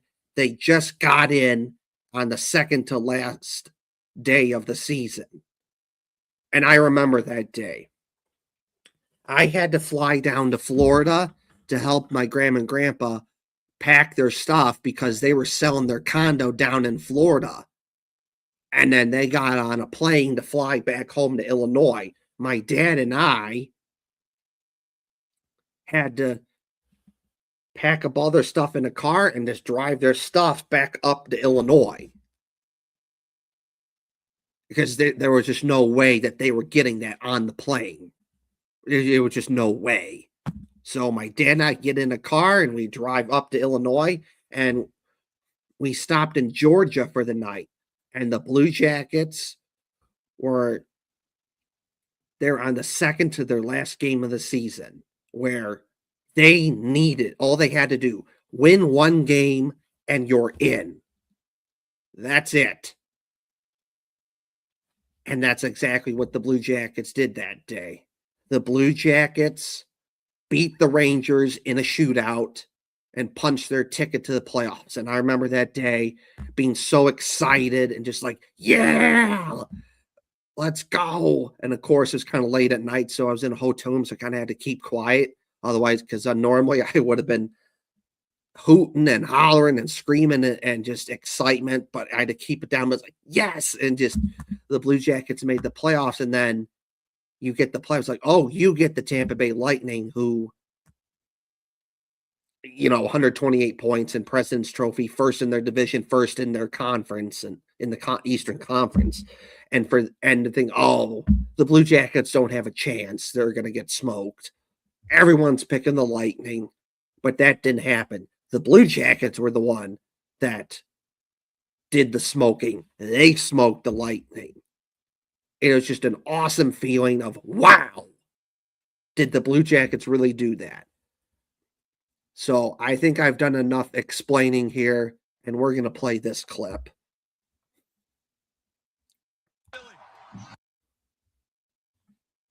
It's not about us, but you've been here since day one. What was this like tonight? April 19th at 10 a.m. You can guarantee your seats with a full or partial ticket plan. And you can visit ticket representatives tonight. Pretty emotional. Outstanding. On the concourse section. You work so hard, and to be able to watch these guys just give it their all. That's what it's all about. I'm telling you what. To see the fans, this is an amazing experience. And just to be proud of part of it for the last 20 years brings tears to your eyes. It's not about us, but you've been here since day one. What was this like tonight? April 19th at 10 a.m. You can guarantee your seats with a full or partial ticket plan. And you can visit ticket representatives tonight. Pretty emotional. Outstanding. On the concourse section. You work so hard, and to be able to watch these guys just give it their all. That's what it's all about. I'm telling you what. To see the fans, this is an amazing experience. And just to be proud of part of it for the last 20 years brings tears to your eyes. It's not about us. That right there, when I play that clip, that's when you watch that video, that's what I mean when Bill Davidge perfectly described what Blue Jackets were feeling that day when the Blue Jackets beat the Lightning. A state of shocked, surprised, but in a good way, and an amazing feeling of, wow, the Blue Jackets just did that. The Blue Jackets just knocked out the Tampa Bay Lightning, the team that won the President's Trophy, 128 points, first in the Eastern Conference, first in their division, and they smoked them. Wow. This is a guy, Bill Davidge. He's Mr. Blue Jacket, a strong advocate for the Blue Jackets, and he's seen it all. He's seen the downs and the ups and everything else. So this is just a perfect video to describe what Blue Jackets were feeling that day. Just a lot of shocked and surprised in a good way that, wow, the Blue Jackets actually did it, and excitement and so much more. So thank you, Bill Davidge. Thank you. Thank you for everything. Awesome video here. And thank you for being a big Blue Jackets advocate, because you were Mr. Blue Jacket. Such an awesome video that Bill Davidge here perfectly describing what every Blue Jackets fan felt that day.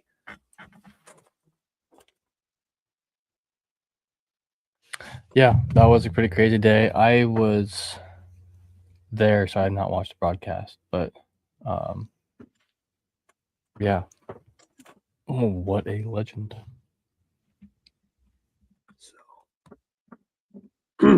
So thank you, Bill Davidge. Thank you. Now, a couple more things here to talk about. We'll back this up. So, I'll put this up on the screen here.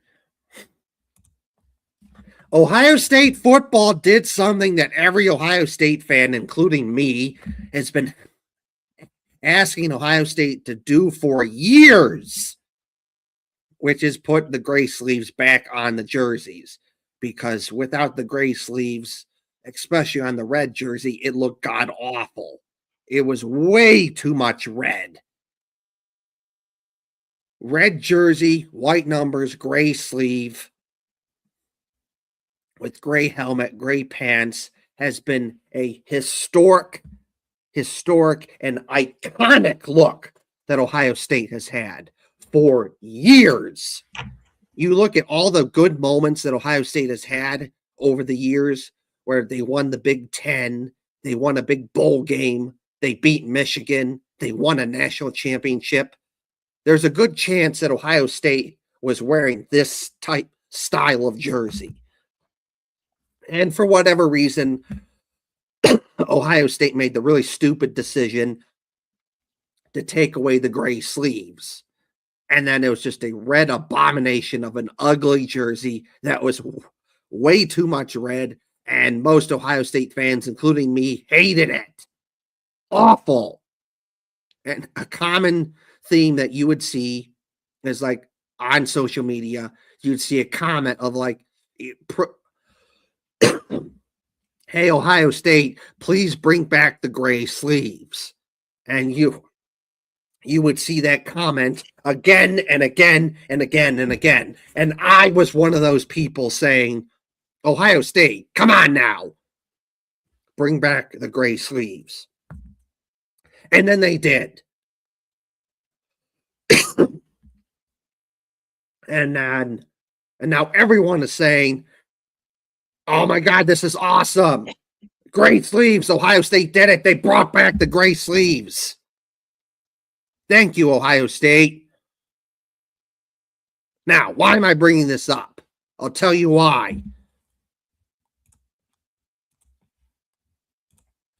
Because Ohio State hockey needs to do the same thing as the football team. Because when you look at this jersey, it's way too much red. Too much red. Ugly. We needs, just like the football team, needs some gray sleeves to break up the red. You do that, you have a much better looking hockey jersey. Because again, look at this. Look how much better this looks. Red jersey with the gray sleeves. The gray sleeves and the white numbers kind of help break things up. It's not so red. But then you go back to the hockey jersey and it's too much red. Too much red. Ugly. We need some gray sleeves to break up some of the red. You do that, it's going to be a way better hockey jersey. That's just me, though. Yeah, that'd be pretty cool. I mean, I still want to see the crossover to the women's black jerseys. no. Ohio State women's black jerseys. That's just my all-time favorite Ohio State hockey jersey. Yeah. It always Brutus. will be. Brutus. Yeah, with Brutus on it, and I'm always a big fan of dark jerseys. I just am.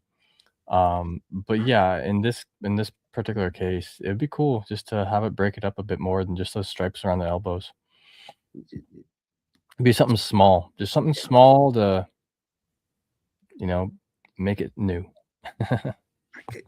It's too much red, Hefty Duck. It's too much red. I need some gray sleeves on the jersey like the football team has. Yeah, that'd be cool. Because they already have the helmets that are similar, like the exact same. Yeah. So, one last time, just look at this. Look at this. This is way better. Gray sleeves on the red jersey. It's a 10 out of 10 jersey now, and it's really awesome, and it helps break up some of that red, and it's awesome. It really helps the jersey stand out. It's just that good. So, Ohio State, come on. Let's go. Gray sleeves on the red hockey jersey. Break up some of that red and make it the hockey jersey, make it look better, because it would. Gray sleeves on the red jersey, like the football team, would make this hockey jersey way better.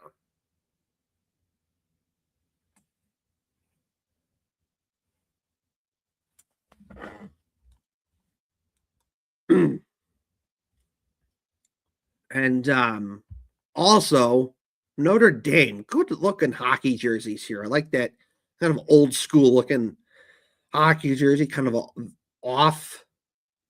a slightly different shade of white, like an off-white, the blue outlined in the yellow, and then like a vintage looking yellow with the gloves and the pants, like something you'd see like an outdoor hockey game. That's cool. I like that.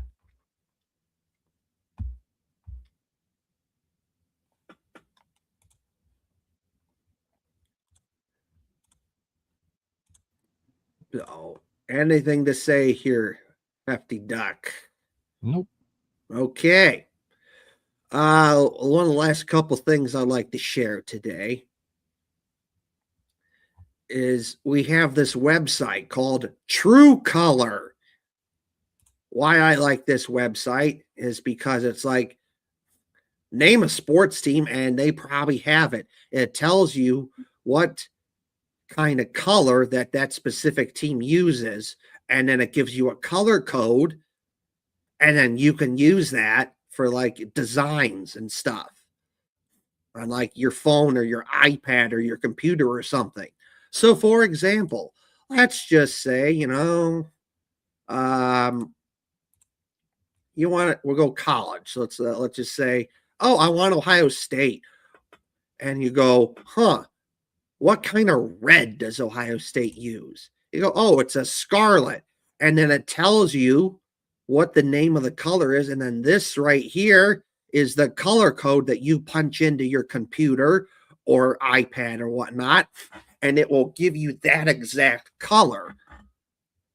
I've done this many times when I make stuff with Ohio State or whatnot, or the Blue Jackets.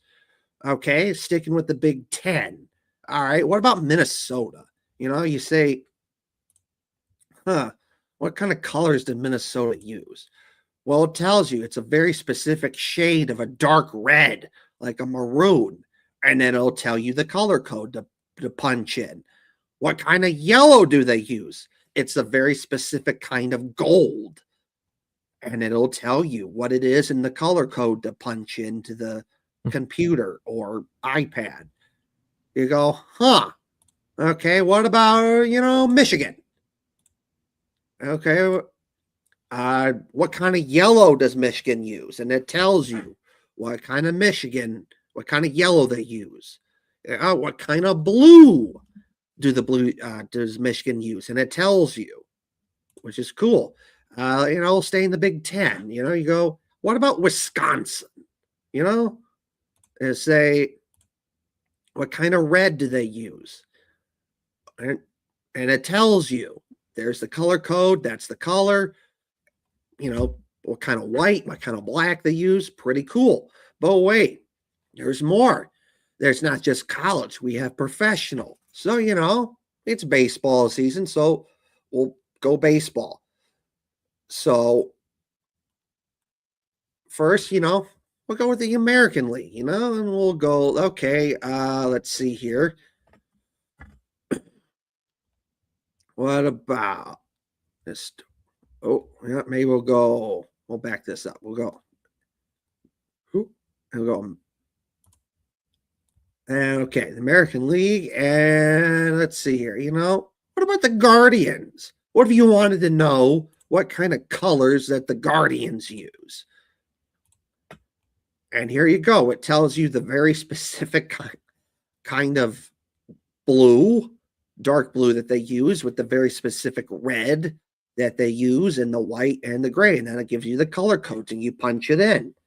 All right. Pretty cool. It is pretty cool. So, Hefty Duck, I know you're a designer guy. You do tattoos and stuff. So, if you ever... I'm familiar with the Pantone color combos too, the color codes. Yeah. So what they're giving you here, all those numbers in the bottom mean, so Pantone is like the exact, like if you go to like designers or anything like that, that's what you would say, hey, I want this to be Pantone 289C, right? That's the navy blue that they use. So the code underneath that is the color code for HTML, or many other things. I think my program might use that way. The other two ways are what you would, I believe, find in either RGB or CMYK color codes. Yeah. I think. Yeah. I think that okay, I can actually, never mind.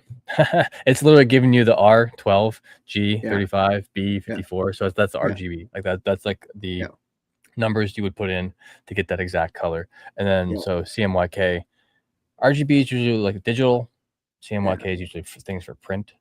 Yeah. And it's honestly, it can be kind of tricky to match up those two things from digital to print. So that's really handy. It has all 4 of those. And then it just has the name of it. It's navy. Some of them aren't going to have proper names. And whatnot, but very interesting because one thing, I mean, with the Guardians there, I mean, I noticed that this hat I have, this is a Guards hat. It's like a special edition one though. It's from Max. It's got the G and then established 1901 here. Now I feel like this red is slightly brighter than the normal Guardians red, and now that I can see that at least on the screen, it makes sense because it's almost more of like what we'd think of as scarlet, carmine. But pretty cool. Hell yeah. What was the name of this thing? True Color. Okay. Hell yeah. It's cool. It's got pro franchise teams and shit like that. Oh, yeah. You could spend like an hour on this, looking at all the teams they have, but we'll pick a couple more. So, all right. So now, hey, we'll go to the National League, and we're Ohio people, so what kind of colors do the Reds use? So, all right, and then again, it tells you the very specific kind of red that they use and black, and the Reds do not use blue, so I do not know where they're getting that from, but okay. Whatever. So the red that the Reds use compared to the Guards, since they're both Ohio red colors. Yeah. That is a little bit more red. Yes. Just very slightly. Yeah. Like you can see the numbers. Like there's like the for the RGB, the R is like higher. Yes. More red. Yeah. That's a solid black 010101. Hell yeah. That's one of the best black colors there is. It's stupid. Don't get me started on different types of black and shades and why the color of your clothes changes, even though it's not fading. It's not fading. Yeah. Anyway. So, all right. And then, okay, we'll do football. And so let's see here.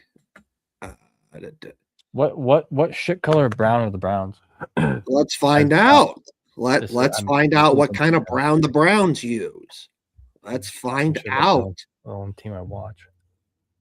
Okay, so let's see here. And then we'll do the Bengals.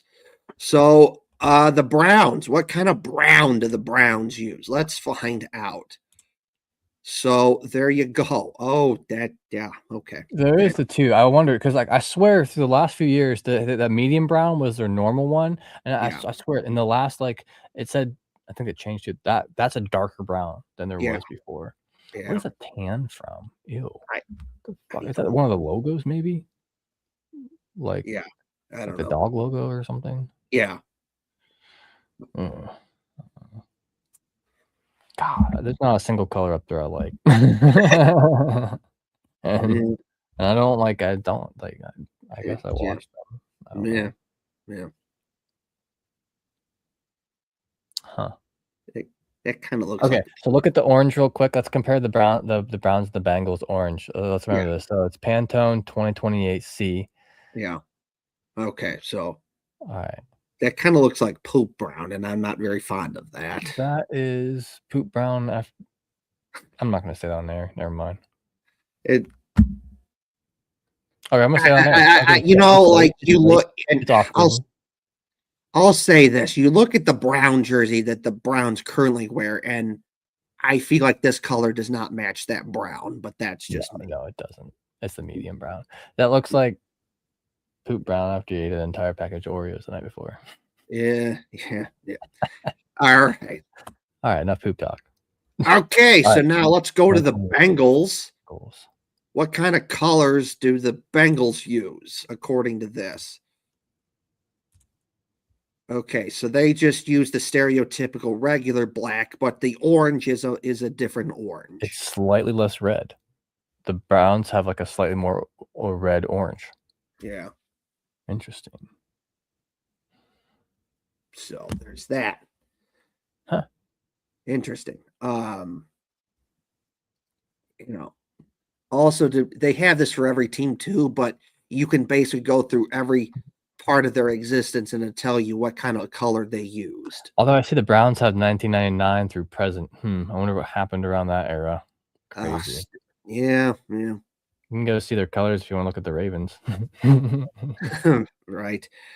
So there's that. Okay, so now we'll go to the Blue Jackets. What kind of blue do the Blue Jackets use according to True Color?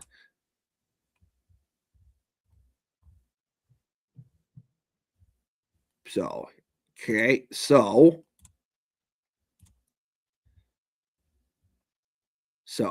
they also they also have their third jersey, but we'll get there. So for their stereotypical blue, Pantone 28282C Union Blue. It's again not so darker shade of blue. It looks a little lighter than compared to what they use as the jersey, though.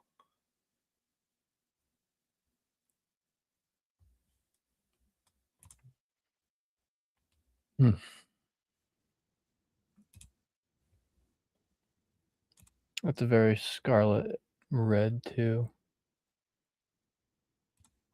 Gold red, capital silver. I like that. Yeah. It's a very cool gray or cool silver when you scroll down.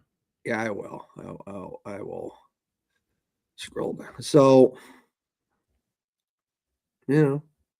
alternate color metallic.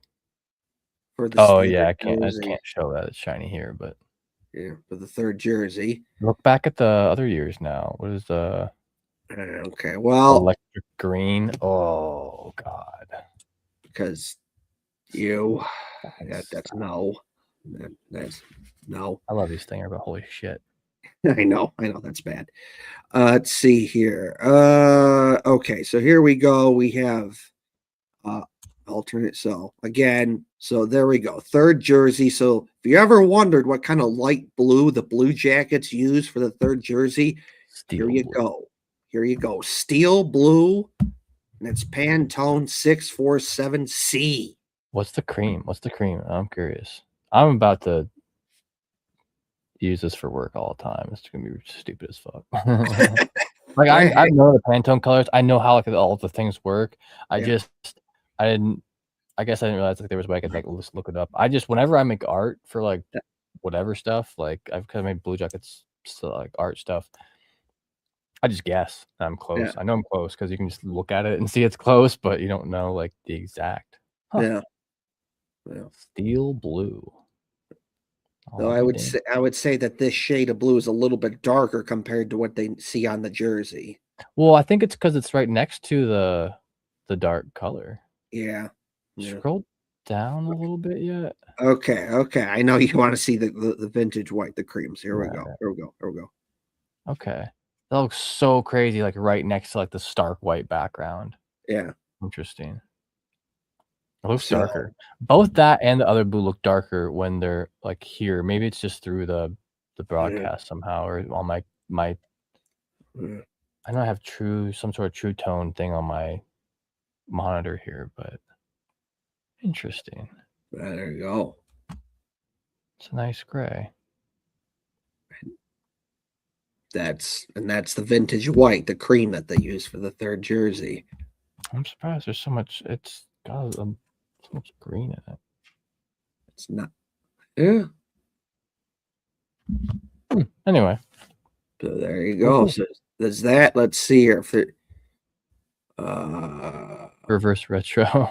Yeah. Let's see what they did for the good one, not the bad one. Well, yeah. Let's compare the light blues because I'm curious if that's the same light blue as what was on the alternate. Yeah, is it the same as this? Steel blue, Pantone 647C. 647C. Yeah. So let's see here. Okay, the good one. We're not doing the bad one. Yeah.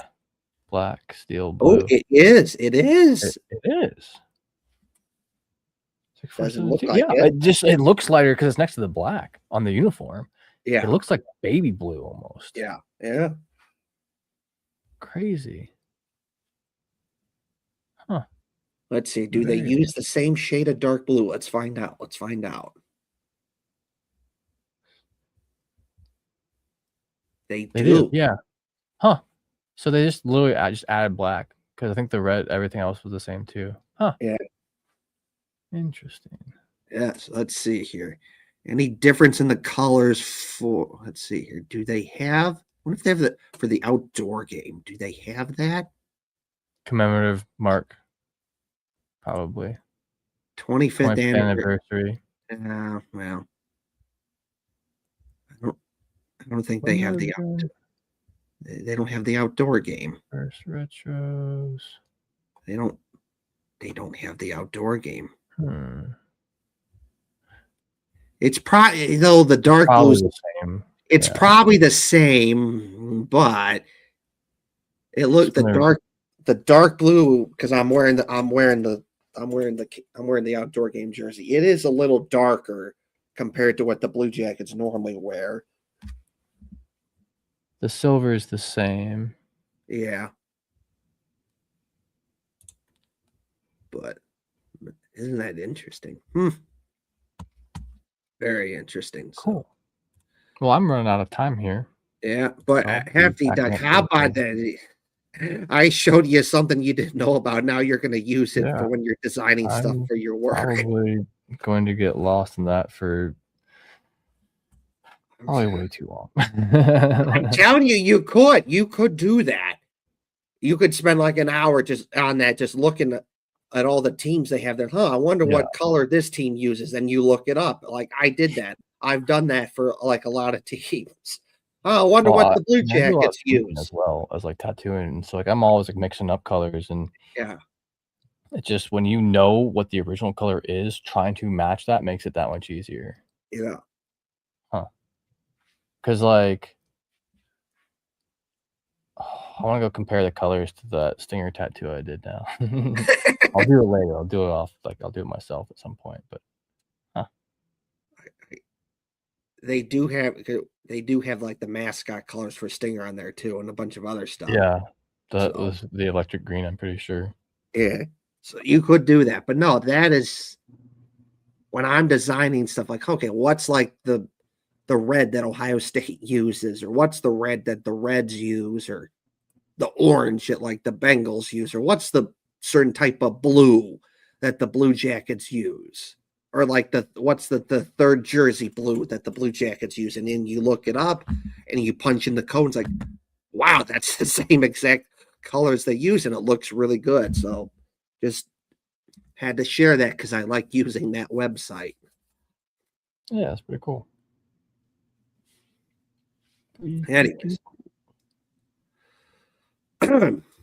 so that's that. So, well, I'll just quickly check my bookmarks to see if I have anything else to say. Let's see here. You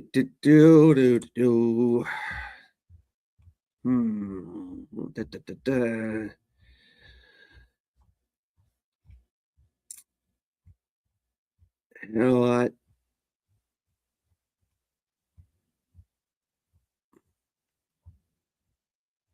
Nope, I got nothing else to say. So we'll say our final stuff and get out of here. So Hefty Duck, you can start off with yours. Oh yeah. Well, speaking of design stuff, check me out. I'm on Instagram at Landshock Tattoos. Come get tattooed by me. I'm in a little bit in Northeast Ohio, but I'm down around South every now and then. Have me up for some conventions or whatnot. But yeah. As far as show stuff goes, if you're watching us on Twitter, check us out on YouTube. If you're watching us on YouTube, check us out on Twitter. Either or. That's the only two places you'll find us for our live streams and videos.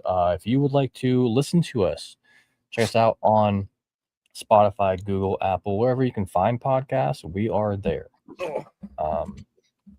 Other than that, thanks for joining us again. Next week, we're just going to keep talking as the summer goes on. Things are going to be heating up with the whole trade talk, the NHL draft, captaincy. Who knows what's going on when? So stay tuned. We don't I mean, we might take an episode here or there, like Yeah. as an individual off, but like we're going through the whole summer, just like we have the past like 3 years. So we appreciate everyone who's joining us, especially in this off season. I know it's not exciting when you're not in the playoffs, but one of these days, all of this will be more exciting at this time of year.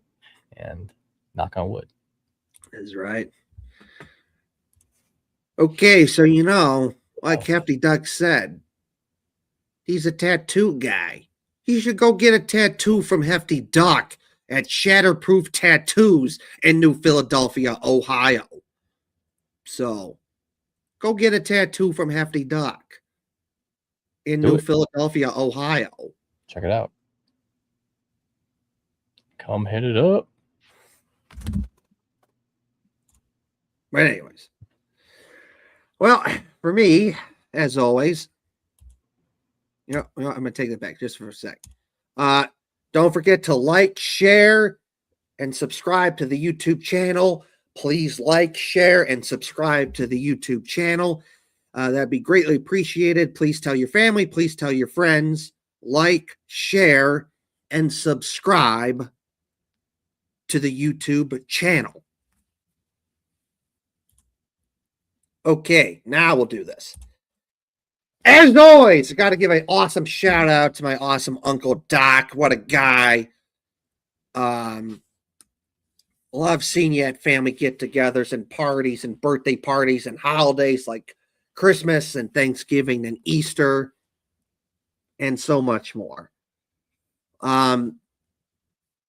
Big hockey guy, big baseball guy. The Cubs were your favorite team, and kind of wish you're still here so I could talk some hockey and baseball with you, and I could ask your thoughts on how you think the Cubs are doing this season. If you were still here, you probably would not be very fond of the Cubs right now and not very happy because they've lost 9 in a row, and that's not good. So you would probably, knowing Doc, who was a very passionate Cubs fan, he would probably be voicing his frustration with the Cubs and telling me how he's not very happy with the Cubs right now. So, but, you were a very passionate Cubs fan, and I appreciated that. And, I may like the Reds, but I could, I would tell you my thoughts on how I think the Reds are doing, and you would tell me how you think the Cubs are doing so far this season. You're also a big hockey guy. You're a big Blackhawks guy. And the Blue Jackets became your second favorite team, and I appreciate that. You cheered on the Blue Jackets except for when they played the Blackhawks. And you wore your Uni Blue Soldiers scarf a lot, so I appreciate that. And I gave you a Blue Jackets hat that you wore a lot, and I appreciate that. And wish you're still here so I could talk some hockey with you, and I could get your thoughts on how you think the Blackhawks did this season. You were also a very passionate Blackhawks guy, and you would probably, if you were still here, you'd probably be telling me that you were not very happy with the Blackhawks this season because they were not very good this season, and you'd be sharing your frustration with the Blackhawks this season, how they didn't do very good. And I would be sharing my thoughts on how I think the Blue Jackets did this season. So, wish you're still here so I could talk some hockey and some baseball with you. And so shout out to my awesome Uncle Doc. Shout out to my awesome Uncle Doc. Shout out to my awesome Uncle Doc. Thank you for everything. Yeah, rest in peace, Uncle Doc. You'd probably not be. And one last thing. Don't forget to check out Uni Blue Soldiers. Check out Uni Blue Soldiers. Follow Uni Blue Soldiers on all social media platforms. Check out Union Blue Soldiers. Check out Union Blue Soldiers. We do a lot of fun stuff, like marches to bring Blue Jackets fans together. You know, I'm going to, look at this. I'm going to put this up on the screen. Here we have different, we got pictures from different marches that Union Blue Soldiers has had over the years. Like, hey, look, back in 2021, when Stinger came to the march, and that was fun. And people from the Blue Jackets who threw like the t-shirts into the crowd during the game, they showed up, and that was cool. That was fun. And then we got Clay Hall from ABC 6 News. He showed up in 2019, October 2019, and that was fun. And he put it on TV. Also, we've also had Whitney Harding, NBC4, show up and put it on TV. We've had Adam King from 10 TV, who's shown up from 10 TV and put the march on TV. So this is just a lot of fun. So check out Uni Blue Soldiers. Check out the marches that Uni Blue Soldiers do. It's before every Blue Jackets home opener. And of course, the next one will be before the Blue Jackets home opener next season, this upcoming October 2026. So check out the march. It's a lot of fun. And if the Blue Jackets make the playoffs, we'll do a playoff march as well. So check out the marches that Union Blue Soldiers does. And one last time, check out Union Blue Soldiers. Follow Union Blue Soldiers on all social media platforms. Check out Union Blue Soldiers. Check out Union Blue Soldiers. So, last thing I'll say is that next week's show will be Monday, June 1st, 2026, 7 o'clock p.m. Eastern Time, live on YouTube and Twitter. So again, one last time, the next show will be on Monday, June 1st, 2026, at 7 o'clock p.m. Eastern Time. We will continue our player report card series. Who's the player going to be? You're going to have to tune in to find out. So, thank you for watching. We'll see you next time. Bye now!